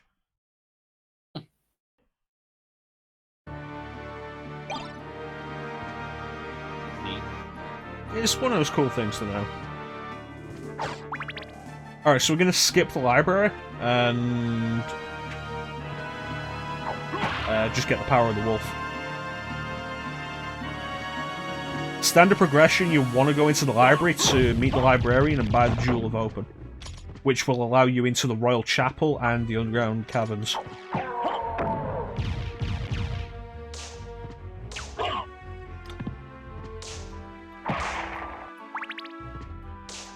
Yeah, I'm thinking about this now, and I'm not entirely sure this will take us up to the standard 3 hours. You think you're gonna finish it that quickly? We're going with a bad ending, yeah. All I need is the bat to get to the keep. And I'll have the bat in the next 20 minutes. Right, to get to the, up those broken stairs, right? Yeah. I don't know, maybe I will go in the underground caverns. We get the bat and we can grab the silver ring. Not the silver ring, the gold ring. After that we need Echo of Bat, and to get that we just need the bat. I could probably get into the reverse castle fast enough, actually.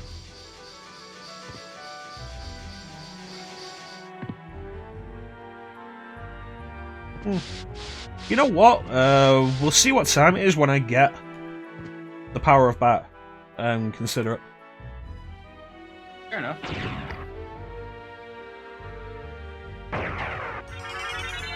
The main issue with... We have to go back to the library to get the bat anyway. The main issue with doing the reverse castle is we need to hit 5 bosses before we can hit the end of them. They're all over the castle.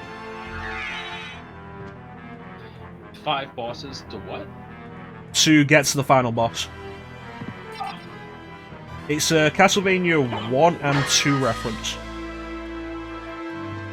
Okay. The 5 bosses you fight are the 5 bosses you fight in the original Castlevania. Oh, okay. The giant bat, Medusa, the mummy, Frankenstein's monster, and death.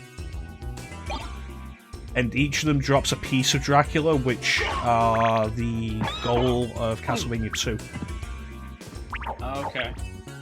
So it's Castlevania 1 and 2 reference. That's fun. There's also a Castlevania 3 reference with one of the boss fights, where you fight zombie versions of the other 3 playable characters from Castlevania 3. This I recall. Of course, the 4th playable character in Castlevania 3 being Alucard. Yeah, like Rondo of Blood, the 5th stage boss, Shaft, summons the 4 bosses. The first 4 bosses from the original Castlevania.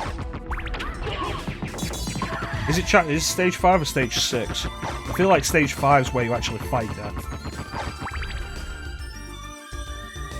I think it's stage 6, yeah. I believe you. It's good stuff. I recommend checking out Rondo of Blood. Good I game. played Rondo of Blood. Killed by a picture frame. Yeah, that is probably the worst enemy in the game because it is instant kill. Yeah. Yeah, I found that out real quick. I was pissed. That's the stage you fight Death on. Of course it is. Mhm. I think I fought Death and died. And then I did not play that game again. It's such a hard time. It's a classic Castlevania. Doesn't really hold back in that regard. If you're having a hard time with it, don't be afraid to play as Maria. Maria. Yeah, she takes less hits, but she is way more maneuverable than Richter. I got the platinum on Castlevania Requiem, which involved doing everything in Rondo of Blood. And then while I had it fresh in my head, I did my Let's Play on YouTube of Rondo of Blood. But that version was me playing the Wii Virtual Console release. So it was all in Japanese. Yeah, the PC Engine's Super CD version on Wii Virtual Console. So we're now officially sequence breaking. Hey, alright. The trick is jump kick isn't supposed to be available until you get double jump. But if you jump, turn into the wolf, and then turn back, you can jump kick from that. And you jump kick off one of the candles. Oh. And that'll get you up top where you're not supposed to be until you get double jump.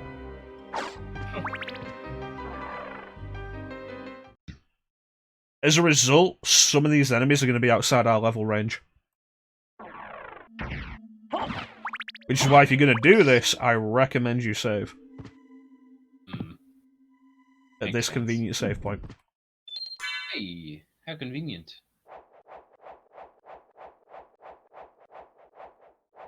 It's cool to see another Castlevania fan in the chat, Sovereign.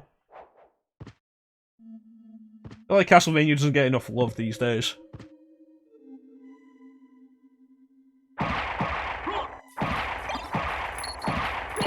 I like Castlevania, I just haven't played a lot of them because they're hard. They are hard. I was debating, while you were doing your Mega Man runs, I was debating doing an alternative to that, and doing my preferred old school series, which would be Castlevania.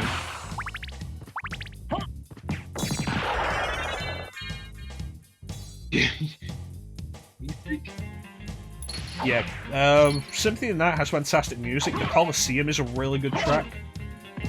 I think my favourite is Wicked Prince, which plays in the Clock Tower.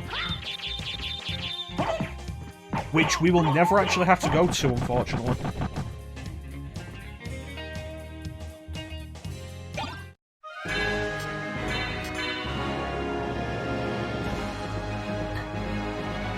Oh hey, it's Lino on his alternate account. Oh? Yeah, Lino posted on the Discord. Thanks to follow, Sovereign. Lino posted on the Discord yesterday that he made a joke account and posted videos of him following people on Twitch and then saying his name. Oh, Jesus. Okay, Yep. got it. So it's Lino on his joke account. How you doing, Lino? Yeah, that's... Fun fact, this is supposed to be the Behemoth from Rondo of Blood.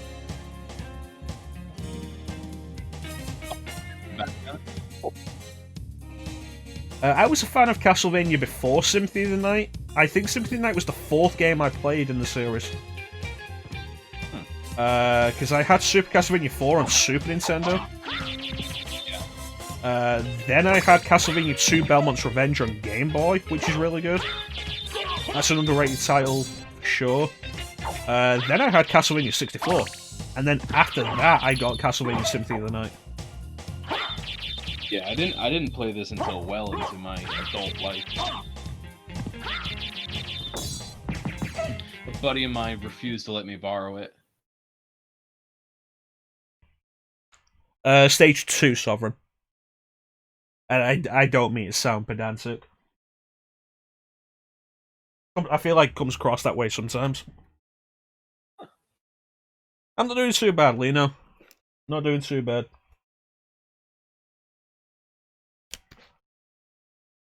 But yeah, if you want to refer to Lino's alternate account, Clim, I recommend just calling him like Dragon Mike. Okay, so we're low on health, and this could be dangerous. Better eat that pot roast.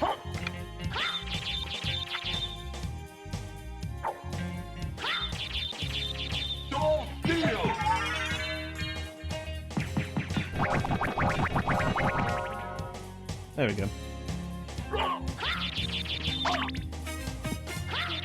Oh, nice. Yeah, I was looking in the menu to make sure we had enough MP for it. That is Soul Steel. It costs 50 MP.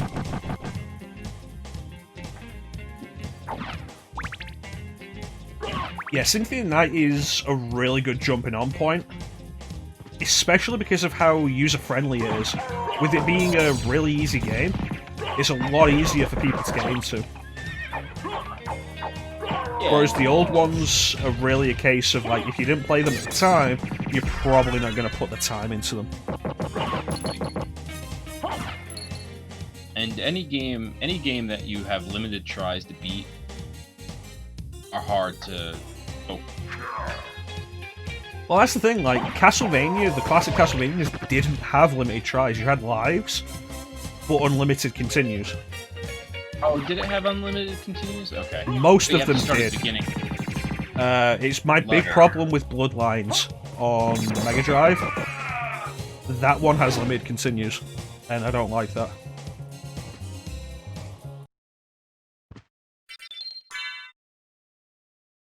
Yeah, that's a bad.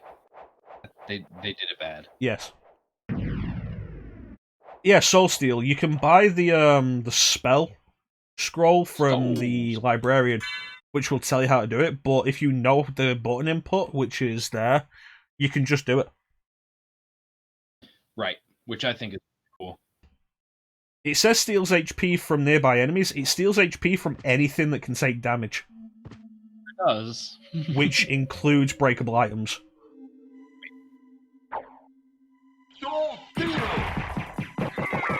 It's also good for clearing a room like that.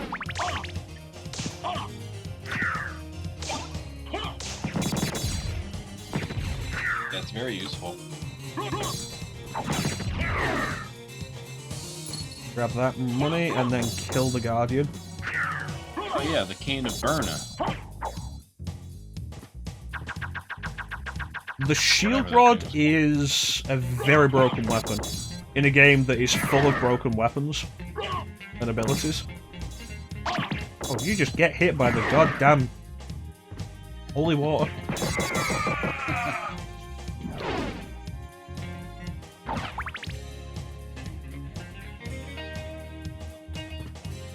Yeah, if you're willing, if you know what you're going into, and you're willing to have the patience for them, the old games are worth a look. If you're not, then it's very understandable, honestly.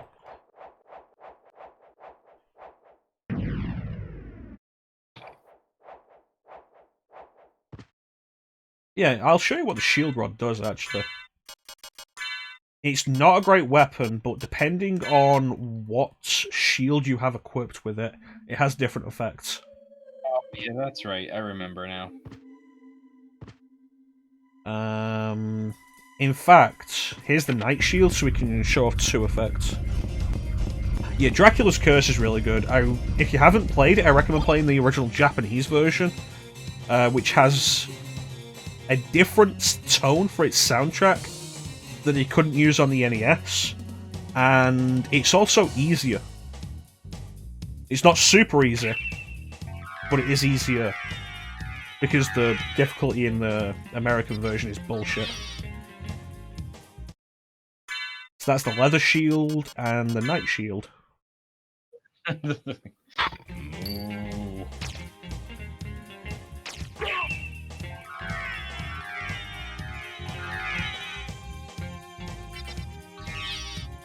There you go. And the different shields that you combine it with have different effects. If you use it with the Alucard shield, you are basically invincible. I say basically, you are invincible. It essentially flips things around. Enemies touch you and they take damage. Wow. Back to him. Bastards. And here's Chris Redfield. Who are you?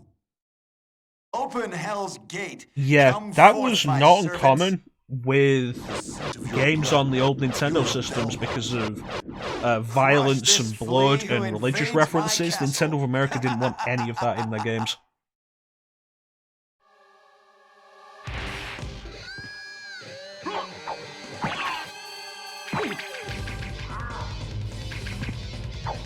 So, Werewolf and Minotaur were separate bosses in Rondo of Blood. Now they've been put together.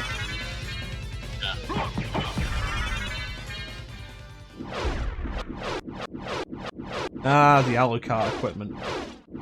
Alucard. It's fake equipment you can find. If you equip all 3 pieces of it, it's pretty weak. But having all 3 pieces equipped at once gives you a boost to your luck stat. Nice. It's not just third-party games. Nintendo did it to their own games. Like in Japan, Link to the Past is called Triforce of the Gods. Okay. And they changed the name for the Western release. And in earlier games in the series, you can find various sprites that were edited to cut out religious references.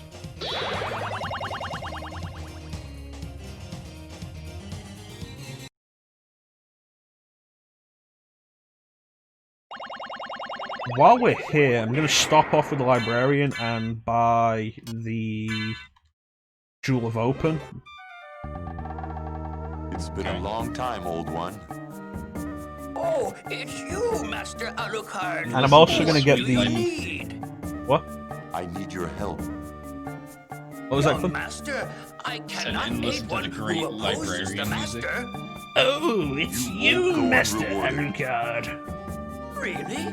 In that case, just tell me what you need. I'm interested in this. One of the possible ways of breaking the game wide open involves the Librarian. I'm interested in this. Thank you. Farewell for now. Yeah, we were talking about that. Again, references to religion. Holy was changed to Pearl. And in Final Fantasy IV, I think they outright removed Rose's prayer ability. Oh, maybe. I don't remember. I remember a lot of sprites were changed, like you said, to make them less sexy.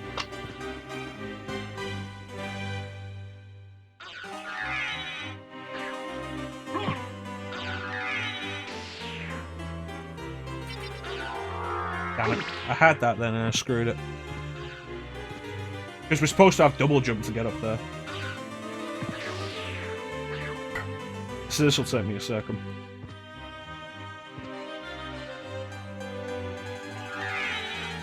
The real tricky one is using this to get to the top. Yeah. Siren's butt was censored in 6. Yes. Siren's butt, Barbie's smoke on her cigarette. But interesting fact, even the GBA release has censored sprites. Not as much as the Super Nintendo release, but they are censored. But that is also the case with Japan. The only version in the West that has completely uncensored sprites is the PlayStation version. Which is part of the reason why I don't consider Final Fantasy VI to have a definitive version. Each version has something over the rest, except the mobile version that was ported to PC. It looks terrible. Damn it.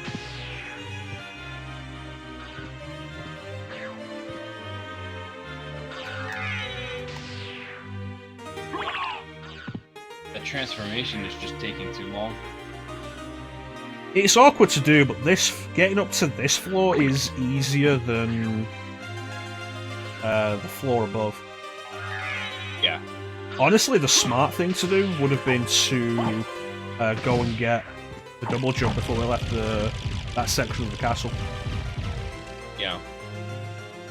Not a big deal, though. There we go.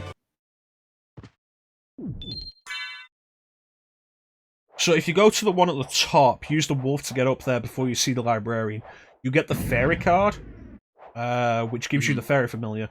If you summon her for the first time just outside the librarian's room, wait for her to start talking, and then go into the librarian's room. You'll be able to pause during the cell menu, or just in the librarian menu, which you can then use to put a ring on.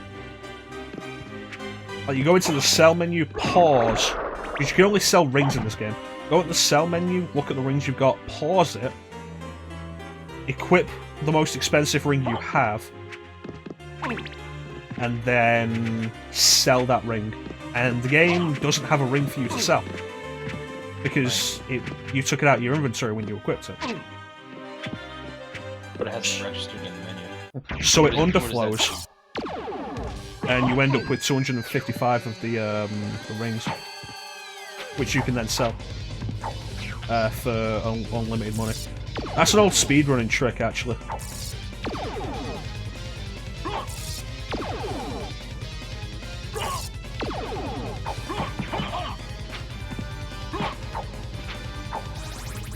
Hey, Tika made it. Funnily enough, the PlayStation version of Final Fantasy VI was wonderful first. Oh yeah, I heard that the load times were absurd. In general, not as much as you've heard, but the load time going into the menu is like 2 seconds every time, which is kind of excessive. Every time you go in the menu. Hey, Teak. How you doing, buddy?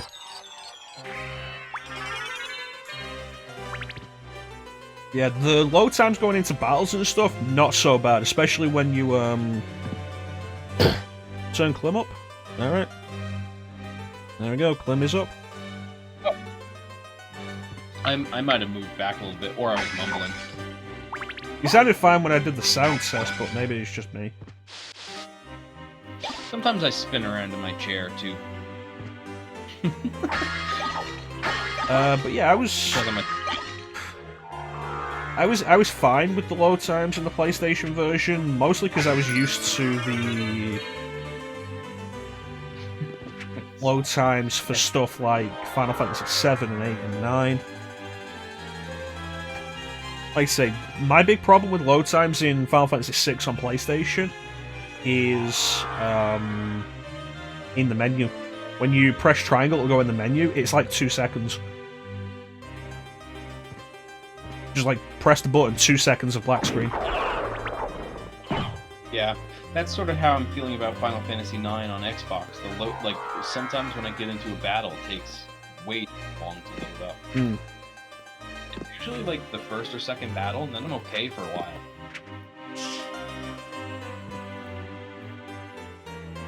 Epic ham sandwich, you say? What? Oh, ham sandwich. I was gonna say, I like how the bat wings change depending on what cloak you have on and what color it is. Yeah, that's pretty neat. I like that. Stone mask. Loading was bullshit, but I still played it. Yeah, Chrono Trigger is fun. Chrono Trigger gotta really play that good. again. Like sit and play it, not just grind up money from the carnival to get a silver sword early. Yeah, you really The shouldn't do loads. that. Not because it's a bad thing to do, just because it will kill your interest in playing the rest of the game. Yeah, that's exactly what it did. It's my issue. And I Oh, go on. was doing it on an emulator, so I could fast forward it, but even it took fucking forever. I had the same issue with a playthrough of Final Fantasy VIII a couple of years back, or a couple of years ago. I don't know. The last playthrough I did before I streamed it, where I basically went out of my way to get Lionheart on disc 1. Oh god. Yeah, and then when I got it, I was just like, I don't feel like playing this anymore. Right. Yeah, fun fact, Final Fantasy VI on PlayStation was the first release of Final Fantasy VI in Europe. Wow. Because we didn't get it on the Super Nintendo. But you know, at least we got it in Europe. Before the Game Boy Advance release, I guess. Hey, fairy card. Very good. Oh man, that sandwich sounds really good. Thank you for giving me life. Cheddar, ham, provolone, more ham, Colby Jack, more ham, and Swiss. That sounds great. It sounds like a stacked sandwich. Spiral ham, that like slightly sweet ham, right? This stuff is so good. I'm not too big on ham on sandwiches, honestly. I like pork if I'm having sandwich meat. I mean, it's the same animal, yeah, but like different parts. Of course, and it's seasoned different. Yeah. Ham. Like when you have ham, it's like meh. Like stuffed pork belly, I'm quite fond of. Stuffed belly pork, there you go. Stuffed pork legs, quite nice. Oh, pork tongue. Pork tongue's nice.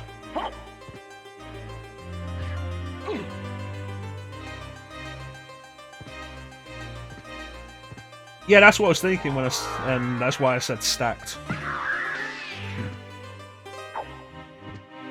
That's a bun. I am killing it.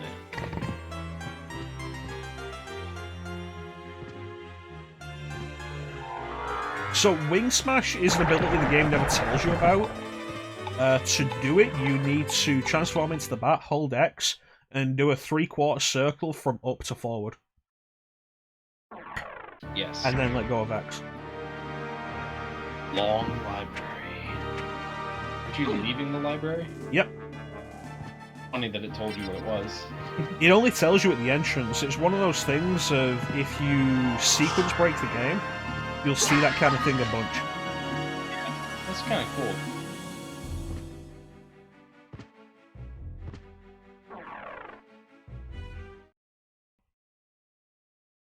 I don't eat Hey, sandwiches Garnet. that much anymore. I just don't generally eat that much anymore outside of, like, tea. I need to start having breakfast more often. All the time. I love eating. I also love eating, but I do way less of it now. I say now, I don't do much. I haven't done much eating in years. sounds like that can cause death. I'm not exactly losing weight, that's the thing.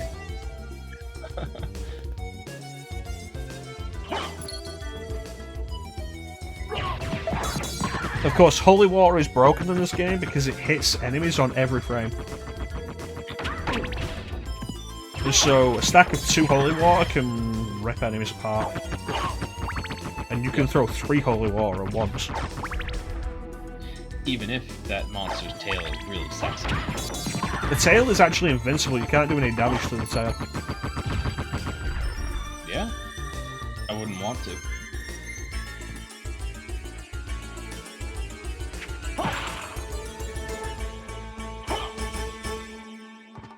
2 fried eggs is nice.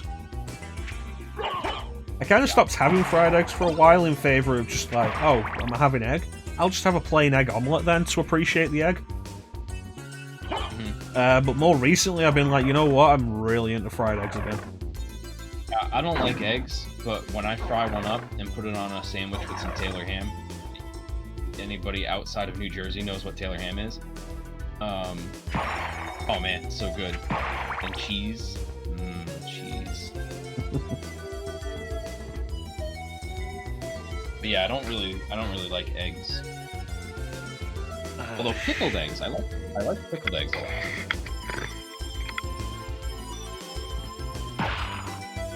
But that's because they don't taste like eggs anymore. Yeah. When you soak anything in vinegar long enough, it's not going to taste like it used to. I am not a vinegar fan, honestly. I love vinegar. I didn't used to myself. My brother really liked salt and vinegar chips, and then he had them. The smell of it would just make me want to die.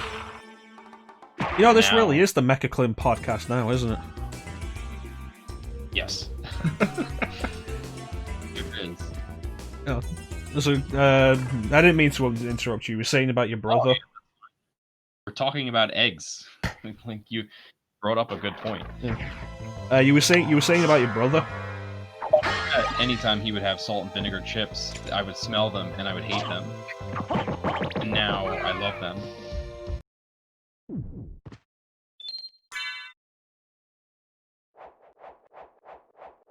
Oh, see, now that's really smart, Teak, using one of those rings, like on a mason jar, one of those lids. It's a neat idea. It's not something I'd have ever thought of. That's a really good idea. I'm gonna have to start doing that. Every now and then I feel like, you know, I could really be into cooking. Yeah. And Cooking is fun. I need to actually try it. Yeah, I would recommend it, because I never really had the motivation to do it. And then I got a gift subscription to Blue Apron, back when that was a thing. You know, getting food sent to you and then you cook it. Yeah. And it was really fun. I lost a lot of weight, actually. I looked really good for a while, and then I started eating crap again. And I put on my regular weight. Fun fact, in the Japanese-only Sega Saturn version, this set of stairs here is gone, and the wall on the left leads to the Cursed Prison. Which I think... Yeah, it connects to the Marble Gallery. It's fun. Yeah, the Marble Gallery, yeah. Because the Japanese-only Saturn version adds 2 new areas. Huh. Wanted to get back at us for having a ruby and emerald weapon, huh? Unfortunately, the Japanese-only Saturn version is also the worst version. It has various problems and load issues. It was poorly ported. Aren't they all? It's not like a lot of other 2D games that also came out on the Saturn where they're the best versions. Like Mega Man 8. Have you ever seen Mega Man 8 on the Saturn? No. If you have the option of playing any version of Mega Man 8, the Saturn version is the one you want to play. Okay. I was disappointed that Capcom only put the PlayStation version on the Legacy Collection. Yeah, I remember you were talking about that. I recommend looking into it if you don't know the extra stuff. The Mother! Saturn version, you said? Yes. That voice! I'll have to look into it, yeah. Alucard, it's you! I'm coming, Mother! I'll save you! No, Alucard! Don't come here! But, Mother! It's all right. If my death can save others, I gladly surrender my life. Mother, no! So people often Please, rag on the no! localization of this game, and I think Yes, the localization Alucard. is actually Watch me really well die, done. And remember always my Like, last not even words ironically, to you. I think it's a really good localization. Yes, I Mother. just think the voice acting isn't that You great. must despise humans. They are to be I'll your defend prey. some of it. I think Robert Belgrade really puts a lot of Better for them effort to into die than to let Alucard. them compound their sins. Dracula Begin by isn't bad. slaying Dracula's that very one hammy, over and I quite there. like that. No, it wasn't like this. And I've mentioned it before, but What's Dracula's wrong? voiced by the same guy who voiced Harry Alucard. Mason in Silent Hill. My mother never said such Oh, a really? thing. What do you Not to be mean? confused with Harry Kill Mason. them and bring them happiness. No. No, you're not my mother. What kind of demon are you? You broke free of my Lisa? spell. Lisa Trevor. I like that. No, it is Demon. Lisa. Death is too good for you. God, I don't know if she has a last Come name. here, little boy. She's and Dracula's show wife, me what so you essentially got. Lisa Tepesh. Yeah, I've spoken about the PSP relocalization and dubbing. A lot of the specific lines aren't even rewritten, and the ones that are rewritten to be exactly the same thing. And the voice acting in a lot of cases is less. It's less entertaining. A lot of it sounds bored.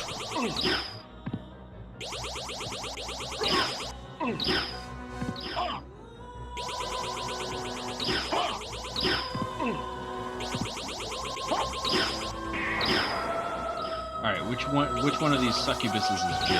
I don't know, the problem is she's too high up, and that is actually causing more trouble with this fight than I've had in a long time. Because this is an easy fight.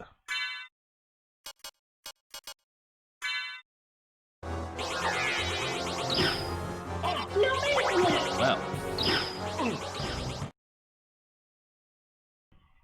It's not just the hamminess in the delivery, I feel like the PSP localization, a lot of the voice actors sound bored.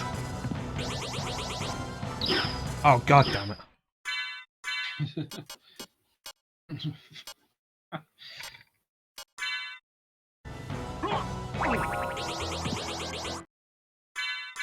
Alright, where did I put it?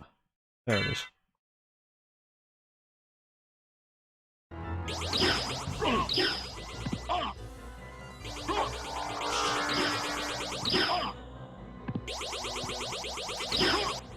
So yeah, the problem is I don't have anything that can hit her. right. And she's just spamming that. And this is more trouble than I've had with this fight in ages, and I can't pull off Soul Steel.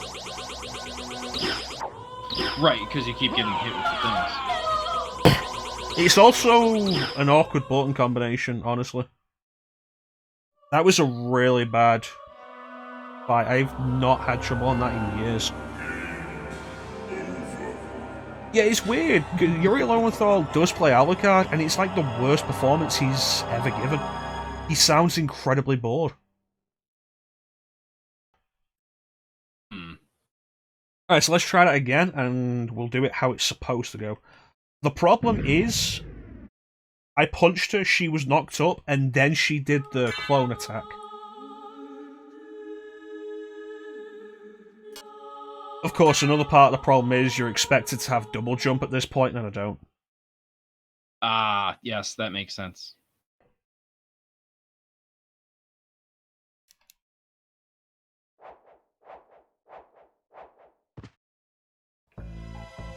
Yeah, because I was wondering why, like, how you would get through this. But like I said before, I don't know this game well, so I don't know what you would have at that point.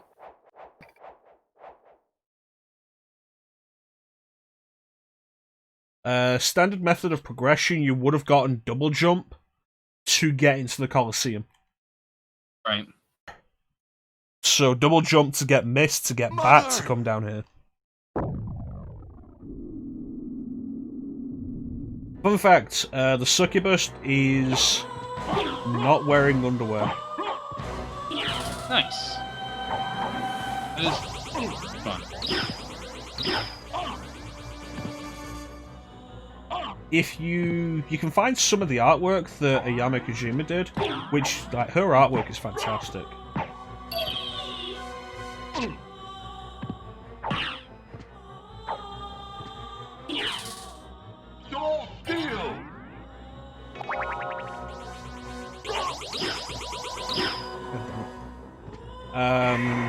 Most of the artwork doesn't show anything. It's like neck up.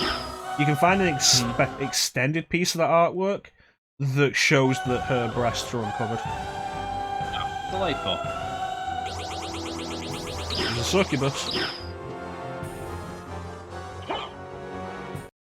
I'm a big fan of the succubus. I would definitely call it the succubus. I have. Jill succubus got me real bad. I'd be less into a succubus that was pretending to be my mother. Yeah, no, I wouldn't be into that version. That's just weird. There we go. God damn it. And the fairy familiar is the only familiar that doesn't attack. Right.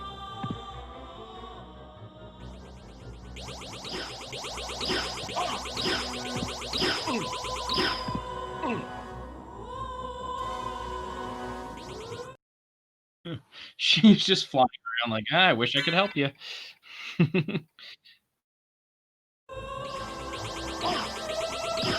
Well, we've got a potion in the inventory, so she'll heal us with that. There you go. Good. That's the advantage of the fairy familiar. Like, the succubus is really throwing it at me.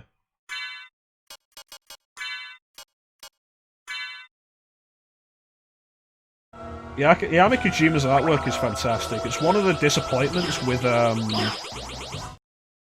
Dawn of Sorrow and Portrait of Ruin that they went with an anime style, an anime aesthetic, to appeal to a younger audience.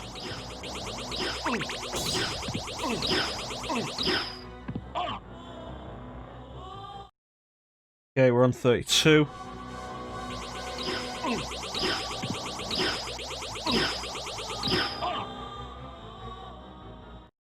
And unfortunately, I don't even have Fire of Bats to hit her with.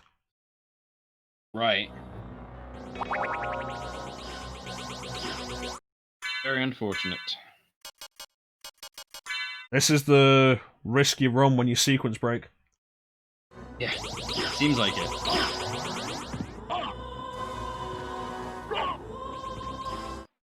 $43.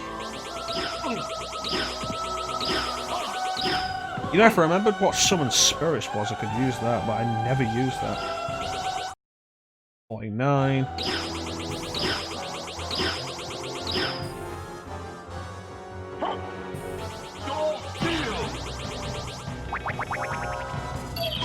Okay, now get down here.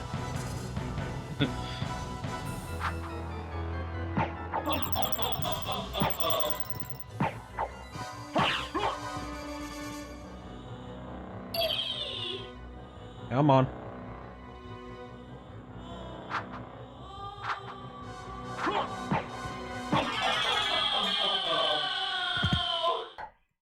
That was unnecessarily frustrating. I smell your blood. Right. You're a vampire?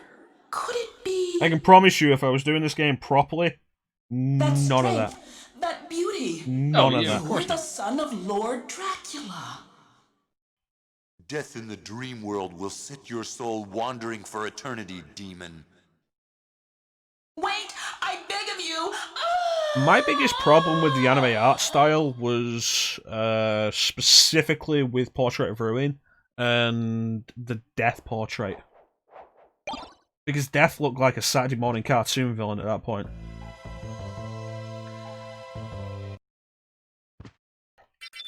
basically like one step below Skeletor.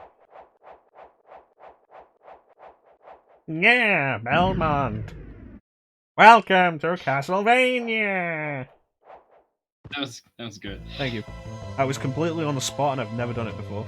I mean, I've done the yeah before, but I've not done any of the rest.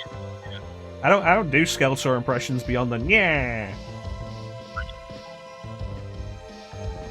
Why would you? Even then, like, the yeah isn't me specifically doing Skeletor, it's just me doing yeah in a funny voice. Fine work. Thank you. Thank you. God, Captain N Castlevania. Did you ever see Alucard's portrayal in Captain N?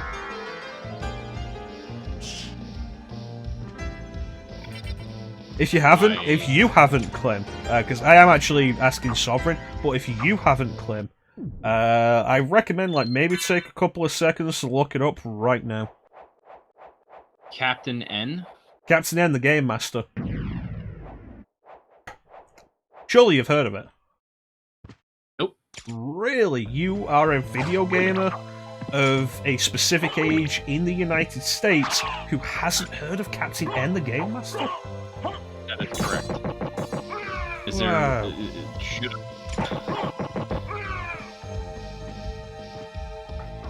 It was one of those garbage cartoons that came out in the 80s. No, Clim's old enough. Clim is old enough to have seen it. Came out late 80s, was Nintendo focused, but also had like a bunch of games that were on Nintendo represented. It's like Captain N, the Game Master, has to save video game land from the evil machinations of Mother Brain with the help of his crew. And his crew consisted of characters like Simon Belmont and Mega Man. And also Hit from Kid Icarus, who they only ever called Kid Icarus. Right. I like that I see this one little comic strip, and I guess, I don't know, maybe Princess somebody? I don't know who she is, but she's like, Samus is a woman? And this guy just says, whew, you sure are.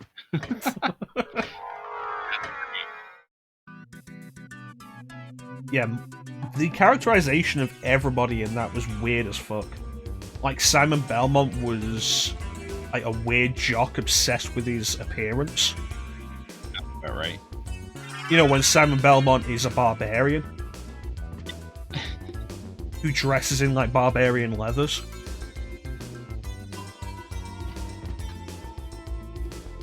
Gravity boots. Yeah, gravity boots give us the super jump, which is the game never tells you how to do.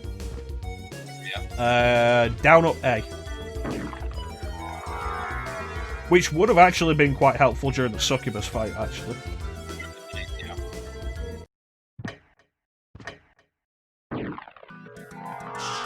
To be fair, the only video game cartoons I ever saw when I was younger, bear in mind I was born in 92,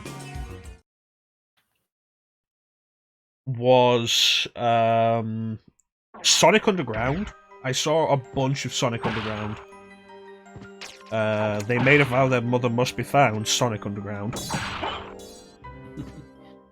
And like maybe one episode of the Donkey Kong Country cartoon, which for a long time I thought I had made up in my head. Because for a long time I never found any information on it. And then all of a sudden, like the past 5 years, suddenly the internet remembered it existed. Yeah, that's Alucard. And bear in mind, like, Alucard's appearance in Castlevania prior to that was Castlevania 3, where he's very much presented as Bela Lugosi. Alucard is a surfer dude.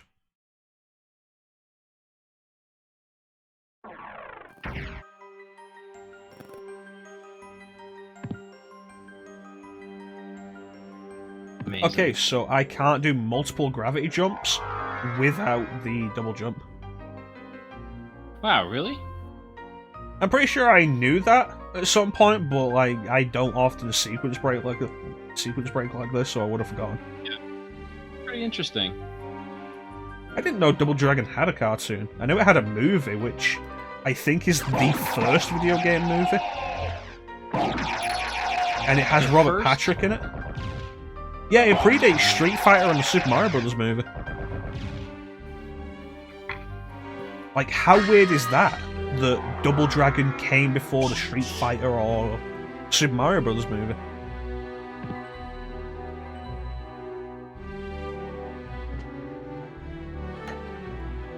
But yeah, like, Double Dragon, I think came out in 93, 94. It was very soon after Terminator 2. And Robert Patrick basically almost directly went from Terminator 2 to Double Dragon. And I think that's probably why he was never as successful again. You know what it's like? You can be a fantastic actor who has a really good role,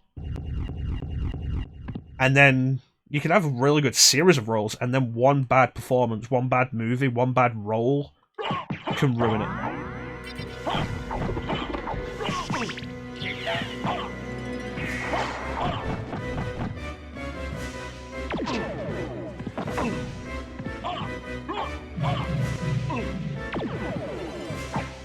Well, this guy's a dick. I don't even remember this guy. This is All Rocks. His name is a reference to the 1929, I want to say, vampire movie Nosferatu, where the vampire in that was Count Orlok. I see. Well, that's fine.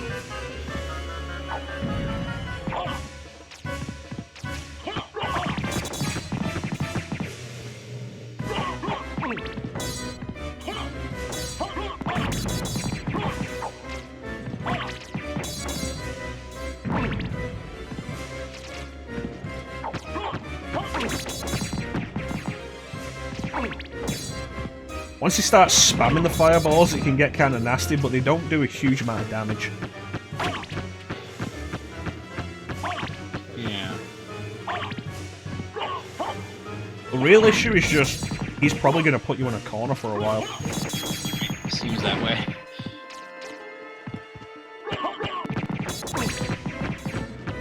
And again, like I say, we're under level for this fight. Oh, for sure. Luckily, you have the holy water. Somebody's messaged me on Discord. And the stream picks up the noise. He's in the water hole. Yeah, Robert Patrick was a fantastic actor, and his performance in Terminator 2 does not get as much credit as it deserves. So much about that performance is so well done. And it's all so understated.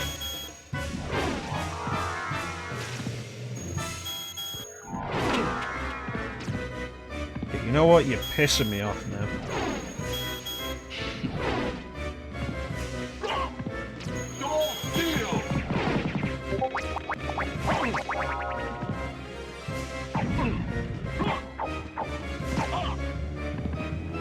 On, you son of a bitch.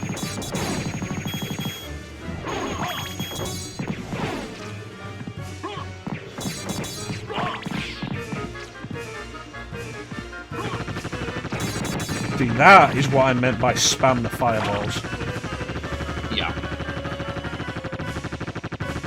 Which you'll see in a minute. I appreciate you acting like you can see it now, but you don't have to act as though you can see everything going on as it happens. I'm doing what I can here.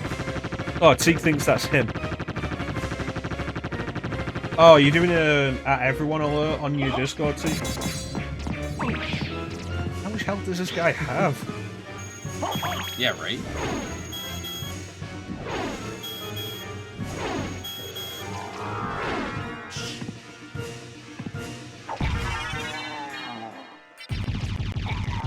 Alright, let me just check.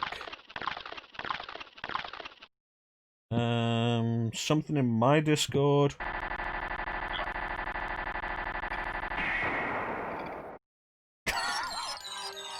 Check out what Teak just posted in the Discord, Clim. And Teak posting stuff in his Discord. Yes. Yeah, that's what it was, Teak. No anythings, it's just a regular thing. Alright. That's funny. I will say, I did like that series, that Castlevania series, even if it doesn't have Castlevania music. It did in Season 2, which was one of the best parts of Season 2. When they invade the castle, finally, and they're like, okay, here's the plan. It starts playing Bloody Tears. And it's fantastic. I remember that now that you've said it. And like my thing with it is like, you know what? Bloody Tears fantastic. Kinda wish it would have been beginning because that's the Castlevania 3 track. But Bloody Tears is good as well. And then Season 3, towards the end, finally introduced some Castlevania monsters. Because the monsters previously had all been very generic.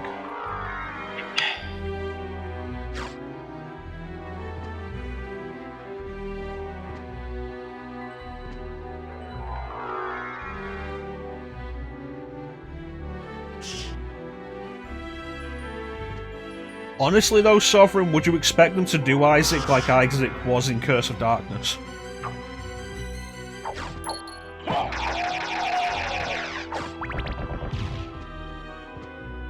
Hey Kat, welcome back. How when was Isaac introduced in the series? Maybe I didn't watch the third. Is there a third series? There is a third season. He was introduced in Season 2.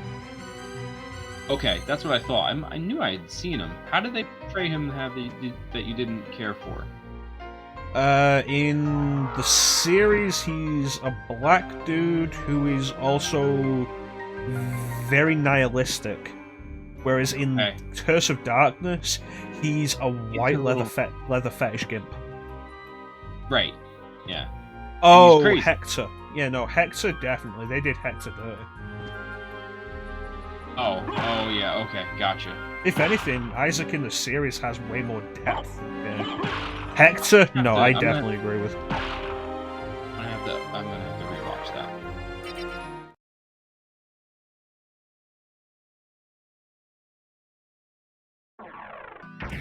You started to watch the series, Kat? Alright, let's not go into specifics about anything then. Drac is a moody bitch. Really is.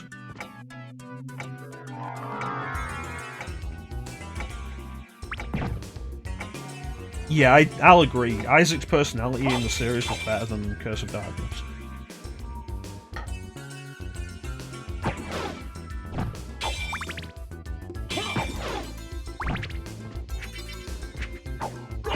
What we were talking about?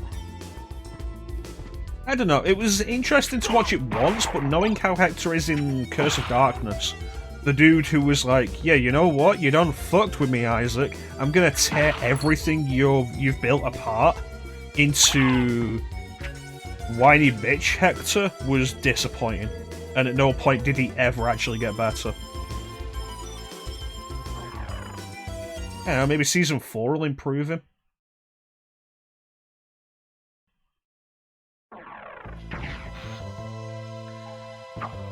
Oh, careful there, Sovereign. That's a banned word. This is true.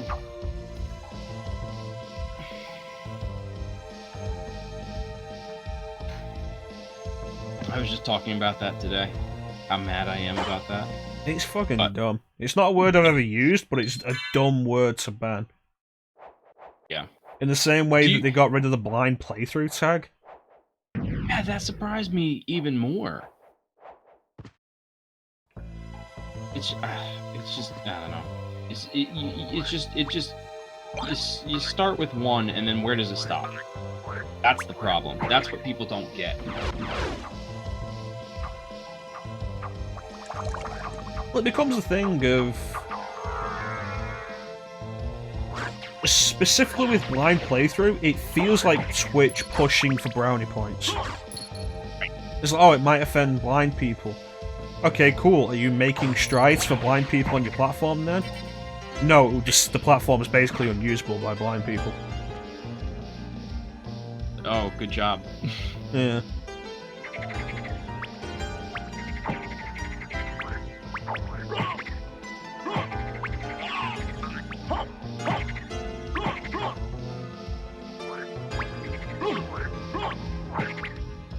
Playing Symphony of the Night always ends up hurting my thumb on the D-pad.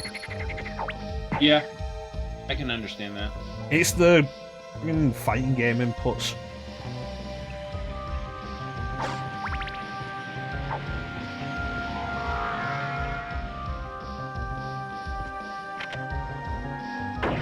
Herald Shield.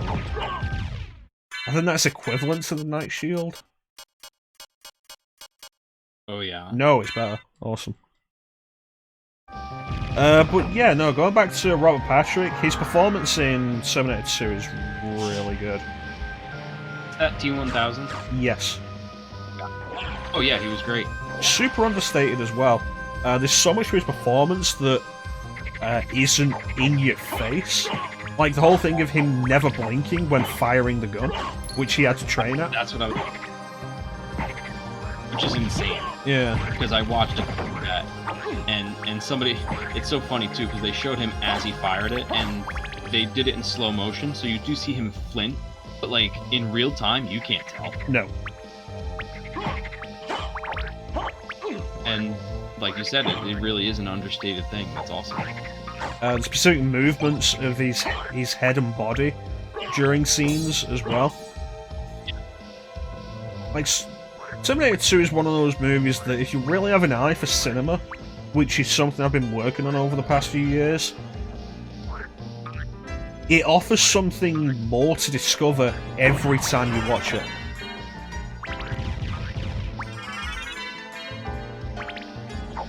Ah, I see what you mean.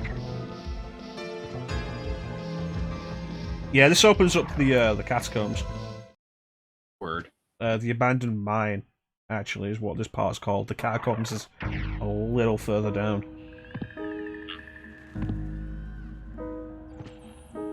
CD.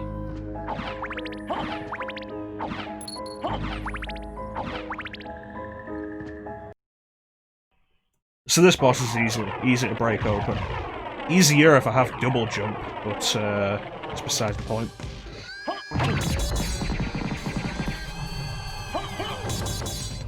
So what you do is get up onto one of these platforms. Cerberus will always sit down and shoot the 3 flames into the air.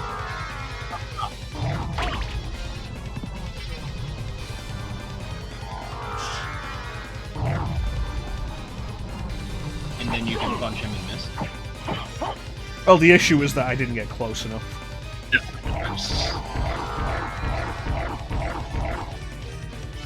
Or you can just do the holy water spam. The whole sequence is quicker with the double jump anyway. Really should have grabbed that. Nice.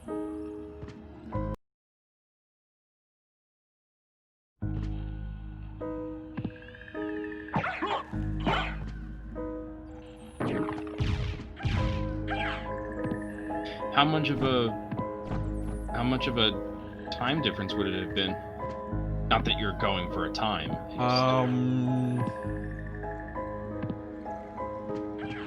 Extra 5 minutes maybe.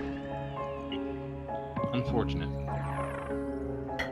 We would have had to leave the Colosseum, go through the Royal Chapel, would have had to deal with the Hippogriff boss, which is easy anyway. Get into the castle keep, go over the rooftop, and grab the double jump. Gotcha.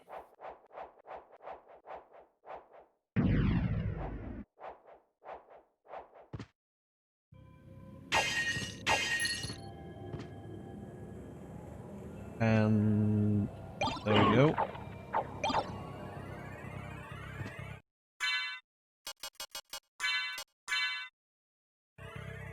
Bloodstone improves blood healing ability, which is specifically the spell Dark Metamorphosis, which I never use.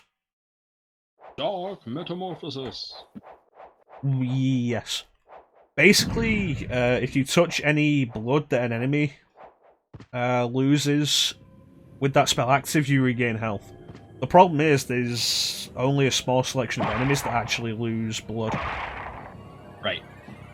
And don't you need to be using a sword weapon? Or does every weapon cause blood? Specific enemies, every weapon. Gotcha. Hey, Magic, how you doing, buddy? Oh. Come on, goddammit. There we go.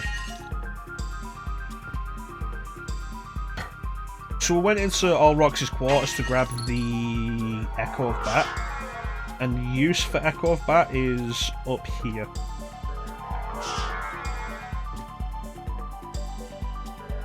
This is a darkened room. We use the Echo of Bat to see through it. This is necessary to get to the reverse castle. Don't forget that some animals can live in complete darkness.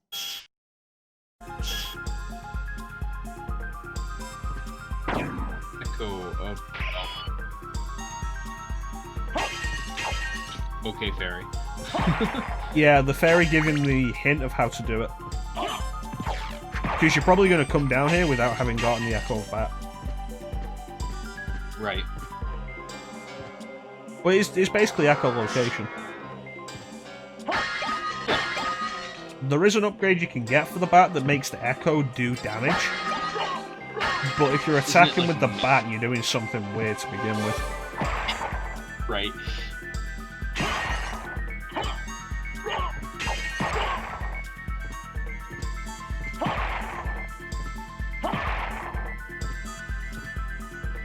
Bat only run. A bat only run would be weird, considering that you'd have to play the game for like speedrunner pace, maybe 20 minutes, before you can actually get the bat to begin with. But that gets us the Spike Breaker armor. Let's use that library card we just got. Where did it go? There it is.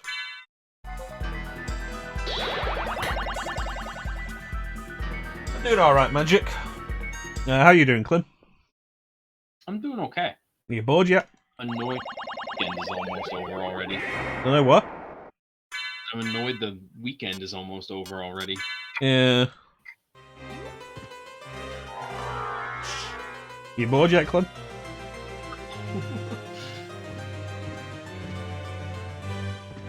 Okay, so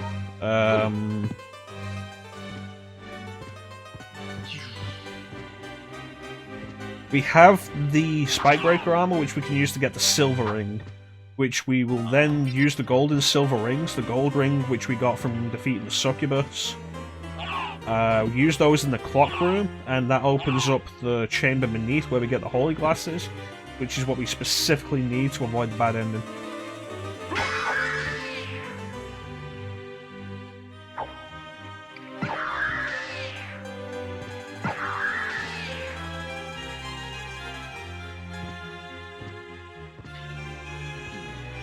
So what are you trying to get through the inverted castle now, or just to the inverted castle?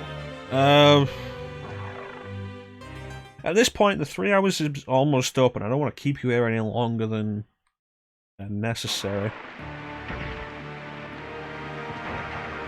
I mean, like I said, I have no idea how long it takes to get through the castle. I know you said there's 5 bosses to kill.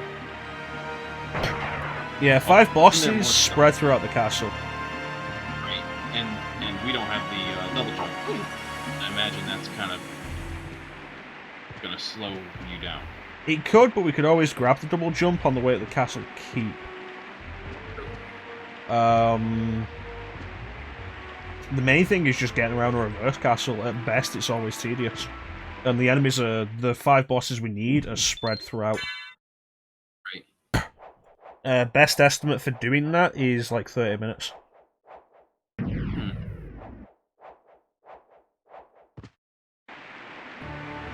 Well, whatever you feel like doing.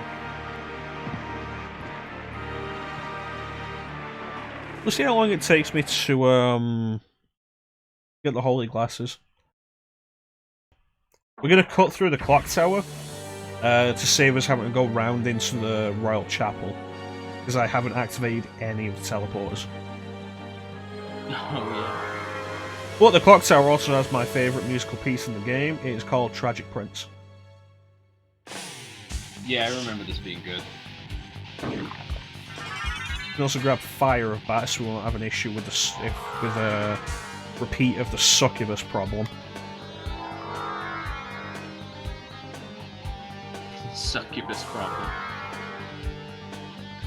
I mean, there's nothing that can cause us trouble like the succubus did now. Anywhere around here before we could get double jump.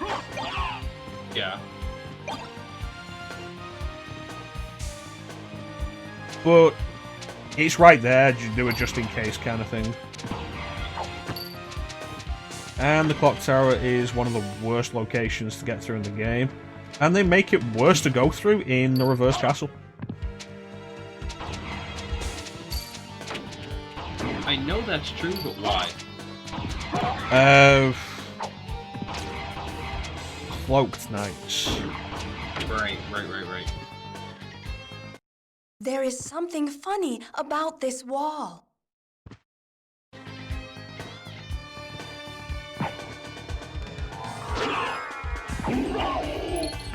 That's actually a neat thing the fairy will do. She'll point out breakable walls to you if you go past them. I think at this point I actually do know where all the breakable walls in the game are. And the fairy did actually help me with finding at least one of them.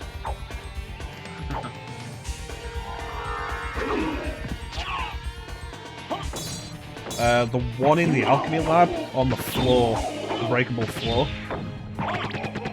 The way I found that was the fairy pointed out.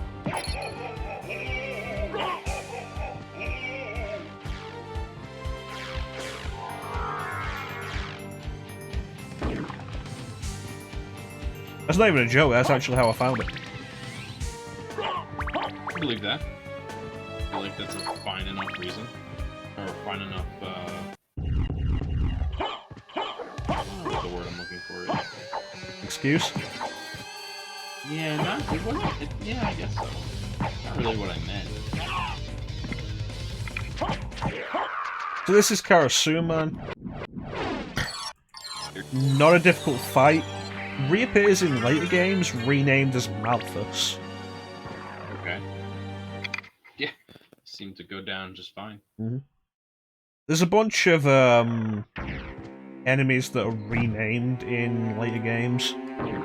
Like Granfaloon in this game is renamed in later games as Legion. Oh, okay. Yeah, I only ever remembered that monster as Legion.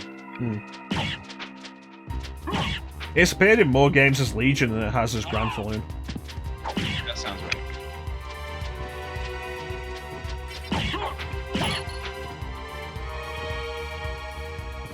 Alright, now we have double jump. Alright. And Turkey.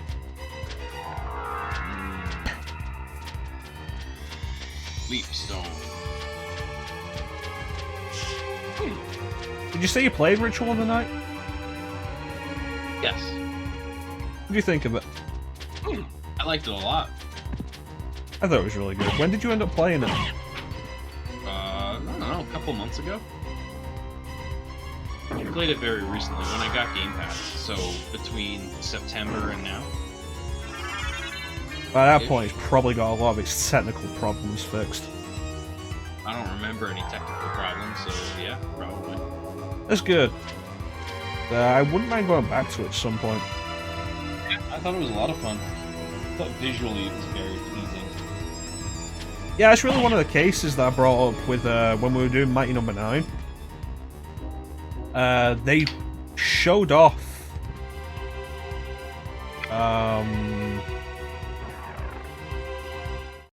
Ritual of the Night during the Kickstarter. The trailer that came out, and people were like, it looks horrible. Really? Yeah, you can probably go back and find that trailer. So on the Kickstarter page, they had the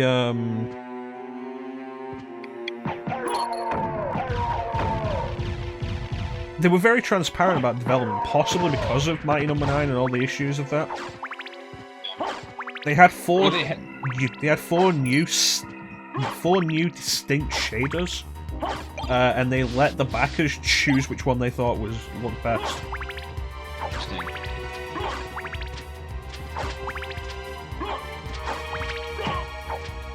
And we ended up with the visual style, which looks fantastic. Called in Granfaloon in the West, presumably because of religion. There's a lot of references in enemy names in the West that don't exist in the Japanese version. The game was localized by Jeremy Blaustein, who you may recognize the name from the first Metal Gear Solid. He did the localization of the first Metal Gear Solid as well. Really good work. I think MGS1 probably has the best script of all the Metal Gear Solids. Probably. It also is the least obnoxious when it comes to the plot. I think part of the whole thing is, by the time of MGS2, Kojima had enough clout to have more control. Yeah, I remember you were talking about that.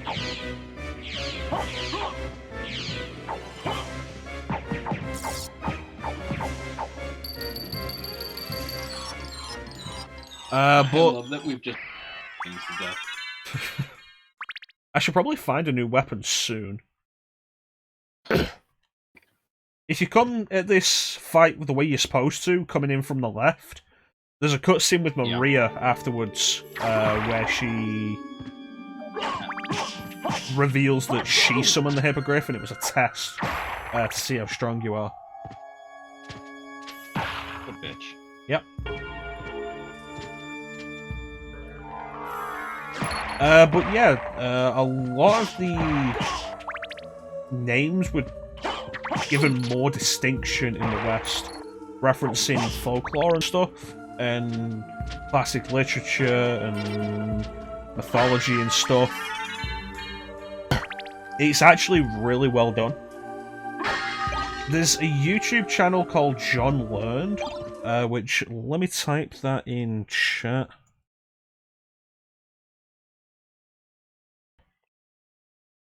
Which did a series called Annotated Symphony of the Night, where he went over the entire game and discussed the references that it has to everything. Everything that's a reference to everything. Literature, folklore, mythology, and it was very well researched.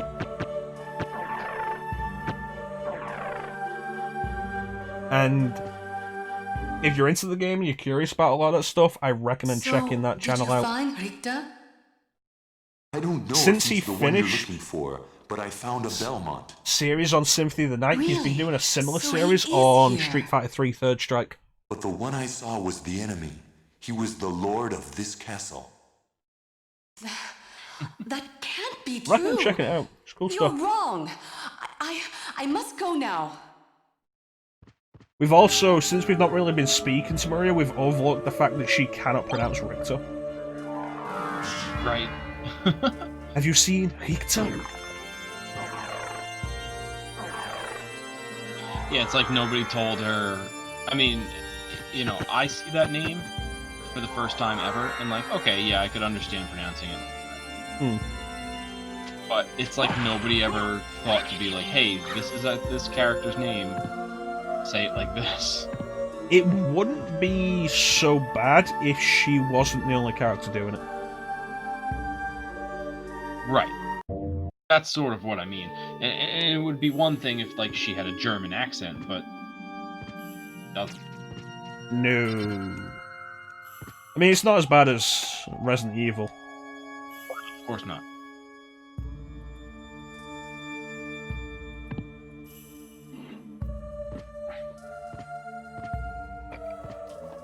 Resident Evil. I wish I had a way of playing the original. Actually, I do. I have the PlayStation 2 back now. That my brother apparently had. that I didn't realize.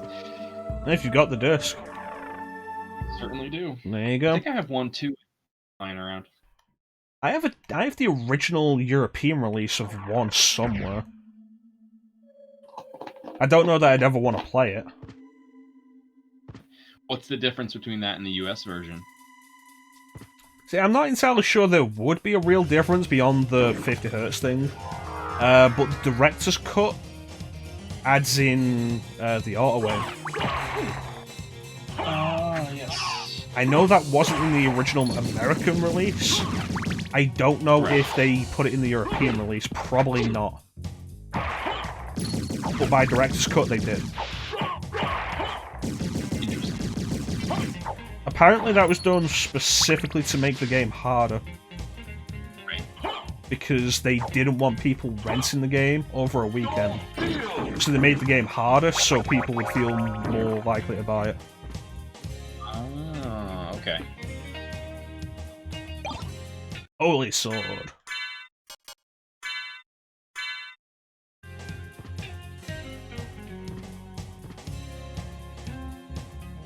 It's something that a bunch of companies did back in the day for the US market because of the prevalence of renting games. A lot of working designs games, when working designs localized them, a lot of them were made harder specifically to discourage rentals and encourage buying stuff. And we're at the point now where a lot of people...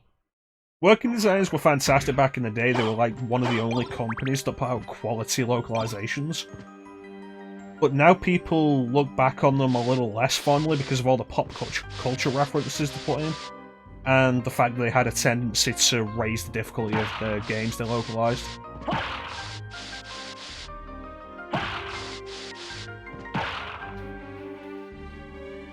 So you can find a lot of stuff referred to as unworking designs patches, which reworks the difficulty stuff to match the original Japanese releases. Ah.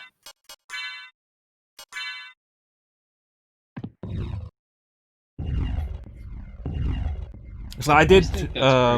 What? I always think that's crazy when they change difficulty of things depending on what region they're released in.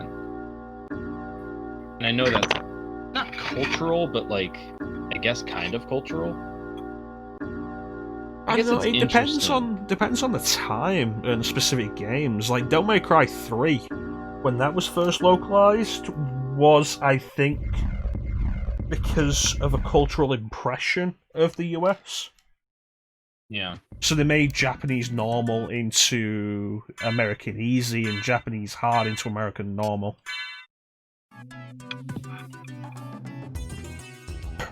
Which was awkward because Japanese normal wasn't exactly easy to begin with. Right. And then Special Edition fixed that. But kept the American hard and put it as very hard. Right. I think it just depends on specific times. But with working designs, it was specifically about avoiding rentals. Yeah, that makes sense. I mean, it makes sense with like arcade games. It's like, well, we don't want this game to be easy because we want you to spend your money in the arcade machine. Alucard? Yes, very much And so. that voice. Metal Maria? Slug is I'm sorry. mostly You were good about right. that He until has you get joined to the forces final with the mission. enemy. And that's So kind of a it was thing a in like Belmont every after Metal all. Slug game. They're playable, But and then you get to the someone final must be mission, you are burning controlling through him. money so fast. Whatever we do, we can't harm Richter. But he must be stopped. Oh, Rebels Live, I what's he know. playing? Playing RE2, mate. Well, here. Take these with you. What are these? Richter. If you wear these, you can see beyond Who's evil this illusions. Thank you. In 'Tis best that the if you pray for Saturn, the soul of in the your Japan friend. only Saturn version and the PSP version, Maria actually has a boss fight here to test whether Alucard is strong enough to face Richter.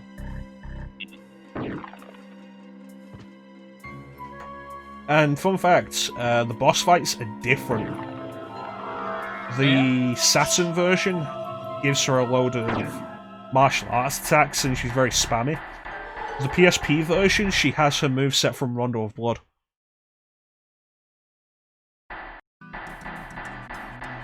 Kind of weird, actually.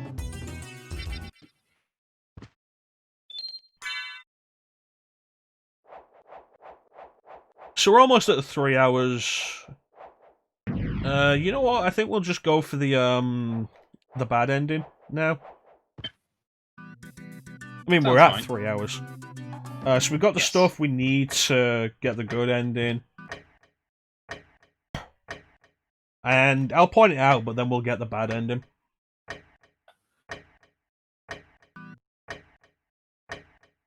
It's amazing how similar to this game Ritual of the Night was. It was deliberately so. Oh yeah, 100%. I think mechanically, the crystal system was very much more like the soul system in Aria and Dawn of Sorrow, but with hints of the glyph system from Order of Ecclesia in there. Didn't play that one. I saw you play one of the Sorrow games. Yeah, I did Aria of Sorrow and I did a little of Dawn of Sorrow and then quit because I was bored. And we moved on to something else. It's not that Dawn of Sorrow is a bad game. Dawn of Sorrow is arguably one of the best Metroidvanias in the series. I think I was just kind of burned out with Metroidvanias at that point because I did Symphony of the Night and then Aria of Sorrow, and then jumped into Dawn of Sorrow.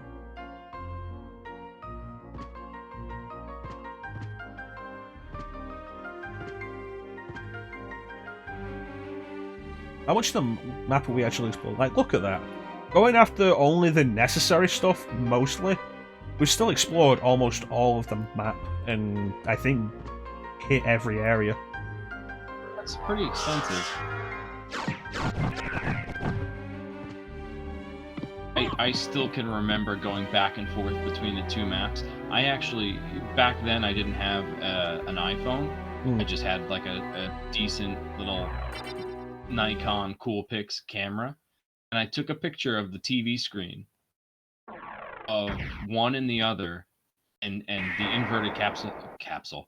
The inverted cast, I took a picture of it upside down, and then I loaded them to my computer and hit back and forth until I found the room that I was missing, because I was at like 200.5%.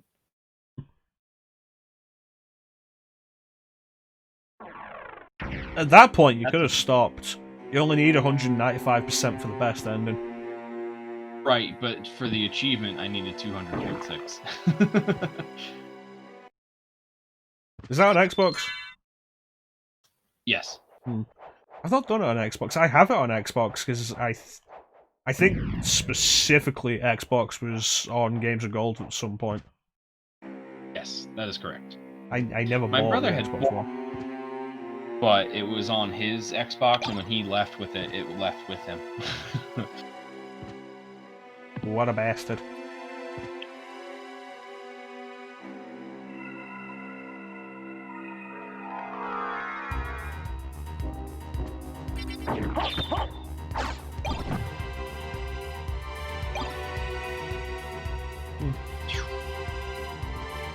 Look at that clock tower rotate in the background. Yep. That's wild. It's a 3D element. Pretty cool. I've never noticed that before. Apparently it's one of the reasons why the Saturn port has issues, because the game doesn't actually run on a 2D engine, it runs on a 3D engine. And if you know anything about the Saturn, it generally handled 2D games way better than the PlayStation. Didn't know that. It's most notable and recognised with fighting games. Makes sense. Is there a Capcom fighting game from that generation you like? It's better on the Saturn. I've been waiting for you. Street Fighter Alpha. Answer me. Why is a Belmont X-Men vs. planning the Street Fighter, resurrection of Marvel Count Superheroes. Count I Dracula forget if the rises original but Marvel vs. once every Capcom was on there, but it century. is on My role Dreamcast. is over. If I can resurrect him, But then they're the all battle better will on last for Saturn. eternity. So, of course, the trick is you put on the holy glasses now, and you can see above there in the center the green orb. Right. So, what you're supposed to do is destroy the green orb.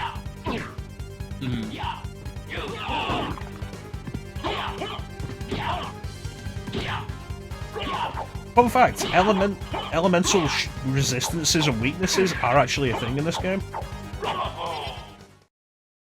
Magnificent. Something But you'll probably now feel never notice my or pay attention to. unbridled wrath. Yeah, But it's not it something I paid means that we can't really use holy water. Oh, really? Richter's resistance to it. If you want to do this fight without accidentally killing Richter, the best idea is to It's equip either over, the Holy Belmont. Sword or the Holy Rod. So Because he's the war resistant to between holy. humans and vampires finally ends here. Never did get a Saturn emulator running. Yeah, the Saturn What need is for the a shepherd mess when the architecturally. wolves have all gone? Part of the My reason, time on this world amongst other has things, come to an end. for why the Saturn failed, it was so awkward to develop for.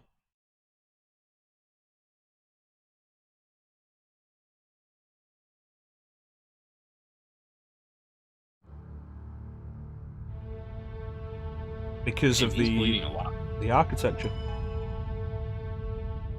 Yeah, that's the standard player death. Animation. Alucard has basically the same animation when he dies, with the same amount of blood.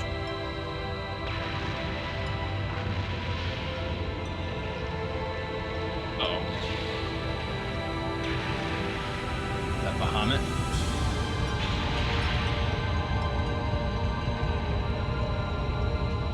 Whatever it is, it's a low frame rate. Yeah, look at that. Slow motion to show effect. It's one of those things like, go back to Resident Evil 2, and the only version of that on console that So has you 60 made it. FPS full screen Alucard, FMVs how is Richter? is I'm the sorry. Dreamcast version. I see. Freaking Dreamcast. Thank you for stopping him. Do you suppose that this too was fate? So your journey is over as well then? No. I haven't seen this not ending in until a I very learn long what time. caused Richter's madness. I understand. Well then, Well, may the gods there you guard you go. along the way. Farewell. You as well, Alucard. Goodbye. Portrait of Ruin confirms that the last Belmont to hold the Vampire Killer Whip until Julius was Richter. And Julius wielded the Vampire Killer in 1999. This game is, I think, 1794.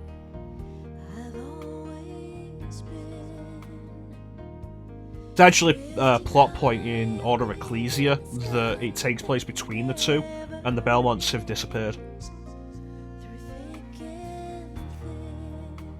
So, like, who's gonna face Dracula? I'll do it. Good luck, Clim. Thanks. See you next week.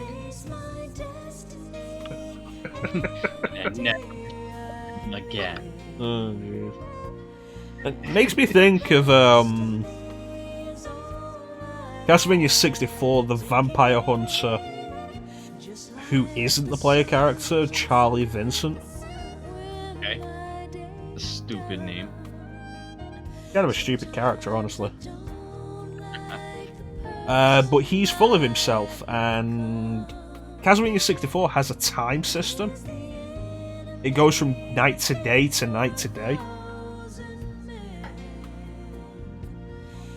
And if you take too long to get to the final boss, Charlie Vincent gets there before you. Okay. And he's turned into a vampire. Gary in Pokemon. Or whatever his name is in blue and red. I played yellow. I think it was Gary in yellow. Still technically blue, but Gary was one of the optional names. One of the suggested names.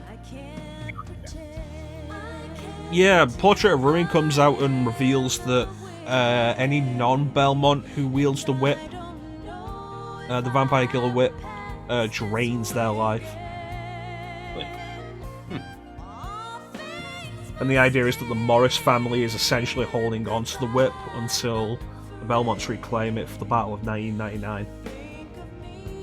Ah, yes. The old Battle of 99.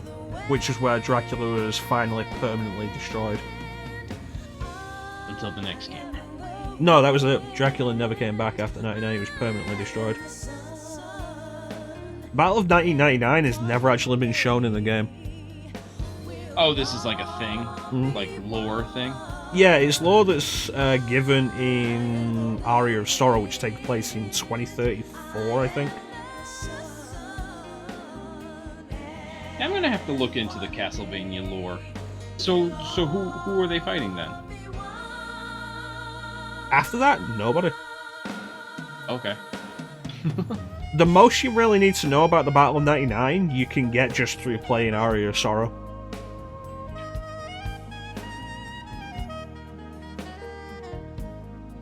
Oh, yeah, I remember that now. I remember making fun of that when you played that game.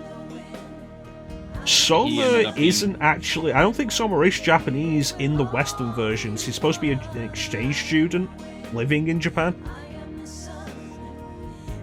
But in the Japanese version, he's Japanese.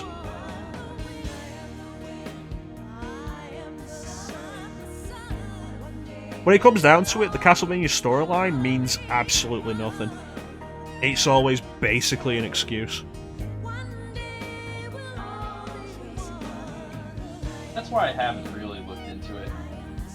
Like, it sounds like it would be a cool thing, and then I remember that it's a game. Well, games can have cool storylines and stuff. And connecting No, I know. lore. What I mean is, like, there's no real... It's just like, okay, fight demons, fight probably Dracula, carry on. I don't need to know what game happened when. That's what I mean. That's all. Yeah, Graham Jones is the next major villain in Aria of Sorrow, but the Belmonts don't really have a true enemy after that. Like, after 99. I get real jobs. It's actually a thought. Rick Presumably by 99, the Belmonts were looked after by the church. Makes sense. I mean, they killed Dracula. Better get some sort of clout. Okay, well, that's it for Symphony of the Night. Japanese-American based on the name. Yeah, it doesn't really matter, honestly. Symphony of the Night's still a decent game. Yeah, fun game. I'm not going to replay this again for a while. I've replayed this too much a few years ago, and now it's kind of a struggle to replay. If I leave it for isn't very good. What was it? Font isn't very good. It looks like it's Symphony of the I. Looks like a capital. No, I can see exactly what you mean, and you know what? I love it.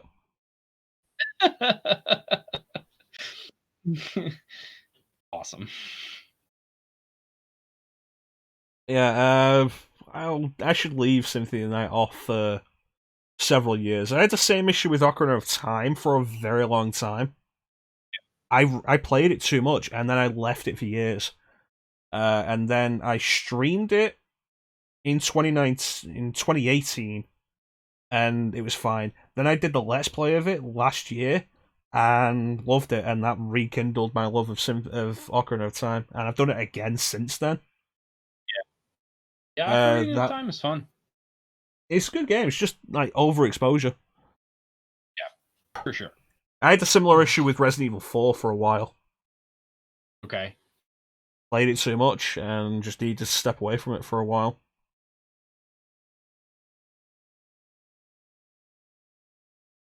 But anyway, that is going to do it for Clim and I today. I want to apologise to everybody who tuned in for Final Fantasy VII. Honestly, forgot about that. That sucked. Yeah. But hey, you know, these things happen. I hope everybody enjoyed Symphony of the Night. and the Mecha Right Clim it. cast. We're gonna try and get back with Final Fantasy VII next week. The hope is to continue with the retranslation. I'm gonna take the save off the PS3, which I'm pretty sure I can do, and try and put it on the PlayStation Mini, which should be simpler to deal with. Yeah. If I can't get the save off, I'll have to play back to that point off stream. Which shouldn't be Yeah. a big deal, but if that ends up being the case, like some of the material will probably be different in that. Yeah, some things are going to be different. I would play and make sure it doesn't freeze. I'm sure you were going to consider doing that. Oh yeah, but- I'm gonna test it, make sure shit's working. But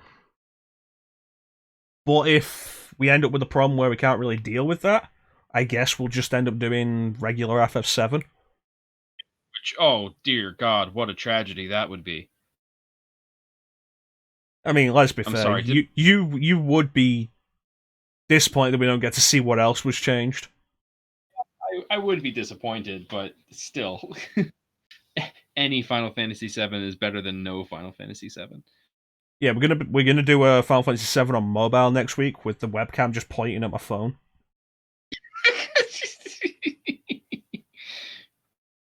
I don't actually have Final Fantasy VII on mobile. I can't believe I came close to buying it on my phone, and just I don't want that at all. Honestly, if you were gonna get it on your phone, I would say don't buy the mobile version. Get EPSXE or a RetroArch on your phone and emulate the PS1 version. Like, honestly, look up gameplay of FF7 on mobile, and the overlay on the screen is almost exactly the PS1 controller overlay that you'd get on a PS1 emulator. And it ain't like it's enhanced with widescreen. Right. This is true. Yeah, I don't actually own it on the phone, largely because of the price. Well, let me take a quick look. It's on my wish list back when I was trying to do mobile games. I was like, I'll get into mobile games by playing real games on mobile. Right. And then I just didn't play real games on mobile. Like, I've got Star Wars Knights of the Old Republic on this. And Nice. I never got off Taris. Which is the first planet. Gotcha. Final Fantasy VII on mobile is £16.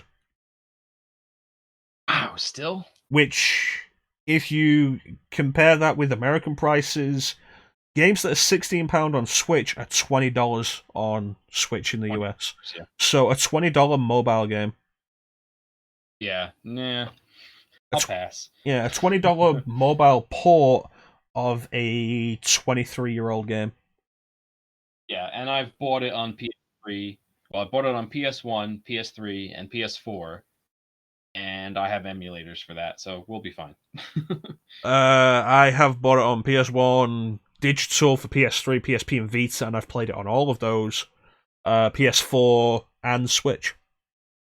Nice. There was a thing with Switch. There was a picture I saw that kind of motivated me to get it on Switch of somebody on like an exercise bike with the Switch stuck to the exercise bike and the Joy-Cons on the handles, and like just play Final Fantasy VII while exercising. And I was like, you know what? Yeah, I want to do that. I want to do that. Could be in for that. And I have no room for an exercise bike. Right. And so I've not played FF7 on Switch. I mean, I played it a little bit to check it out, and honestly, on handheld, looks really nice. But then on handheld, it looks really nice on PSP and Vita as well. But anyway, we're dawdling. Yes, Final Fantasy VII. We'll get back to it next week. Rain or shine, we will get back to it. Right. Clim and I will be back tomorrow, 9 PM Greenwich Mean Time GMT, with more Resident Evil 5. We're at the driving part. God, I forgot. Yeah. Okay. Yeah.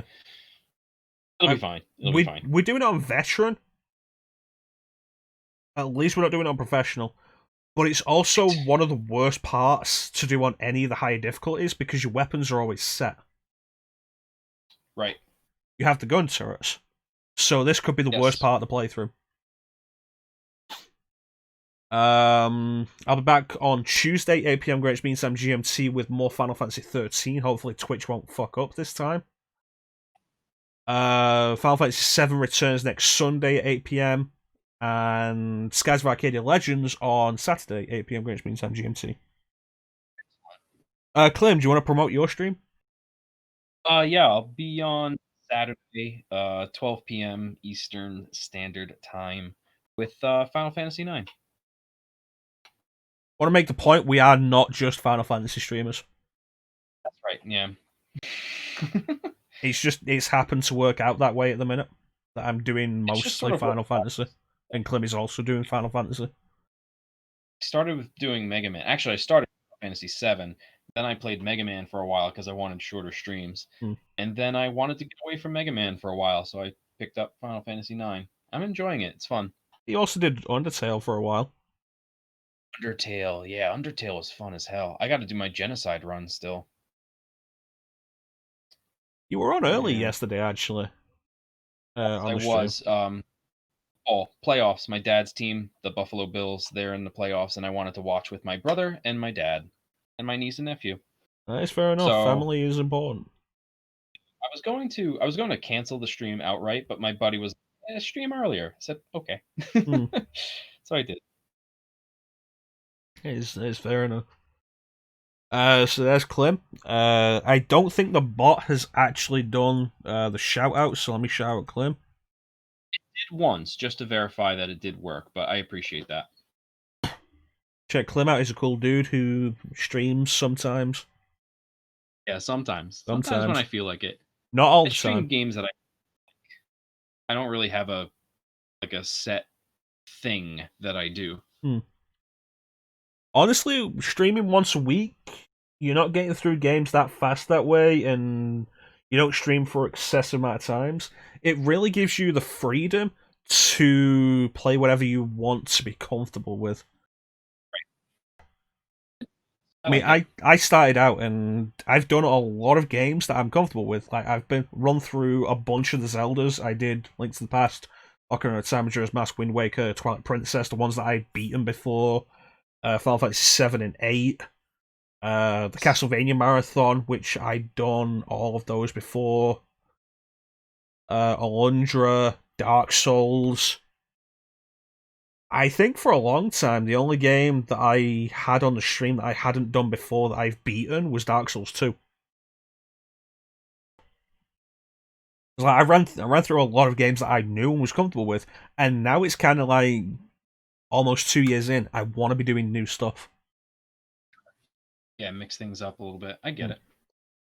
I think at your pace, you are definitely in a position where you can just keep doing stuff you're comfortable with for a long time. Yeah, I enjoy it. It's and good we have stuff. a good community, so it's really more of a hangout thing than anything. It's a cool place to hang out. That's for sure. You want to be relaxed, and you're playing the games that you know and like. You're not going to get as sweary as I do when I'm playing stuff like Shin Megami Tensei. Well, I mean, you were there when I played Resident Evil 7, so I have sure. That was the sweariest I ever saw. I've ever seen you get. Actually, it pissed me off so much at certain points. It was insane. But yeah, whatever. Maybe we should do Resident Evil 6 together. Could be fun. Could be. I need to check with Kat, see if she wants me to continue that with her. True. I wouldn't want to get my knees sniped. But anyway, yeah, that's gonna do it for today. Who is still in chat? Magic, Teak, Clim, Ninja's Lurking, and Sovereign. We don't really. If I was gonna raid anybody, it'd be Rebel.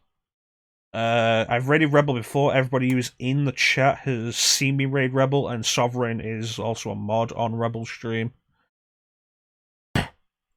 The number's only 4, so there's not really a real reason to. If you want to go check out Rebel and you don't already follow him, let me spell reptile right. Check him out. He's a cool streamer, does mods and shit. And that's it. Tune in tomorrow for me and Clim doing RE5 co-op, 9 PM Greenwich Mean Time GMT. But with that, Clim, is there anything you want to say before we go? It's fun to be here as always. I'll catch you next time. That's cool stuff. Thanks for being here, Clim. No problem. But with that, thank you all for watching. Have yourselves a fantastic time of day, and take care. We'll catch you next time, Have a good guys. one.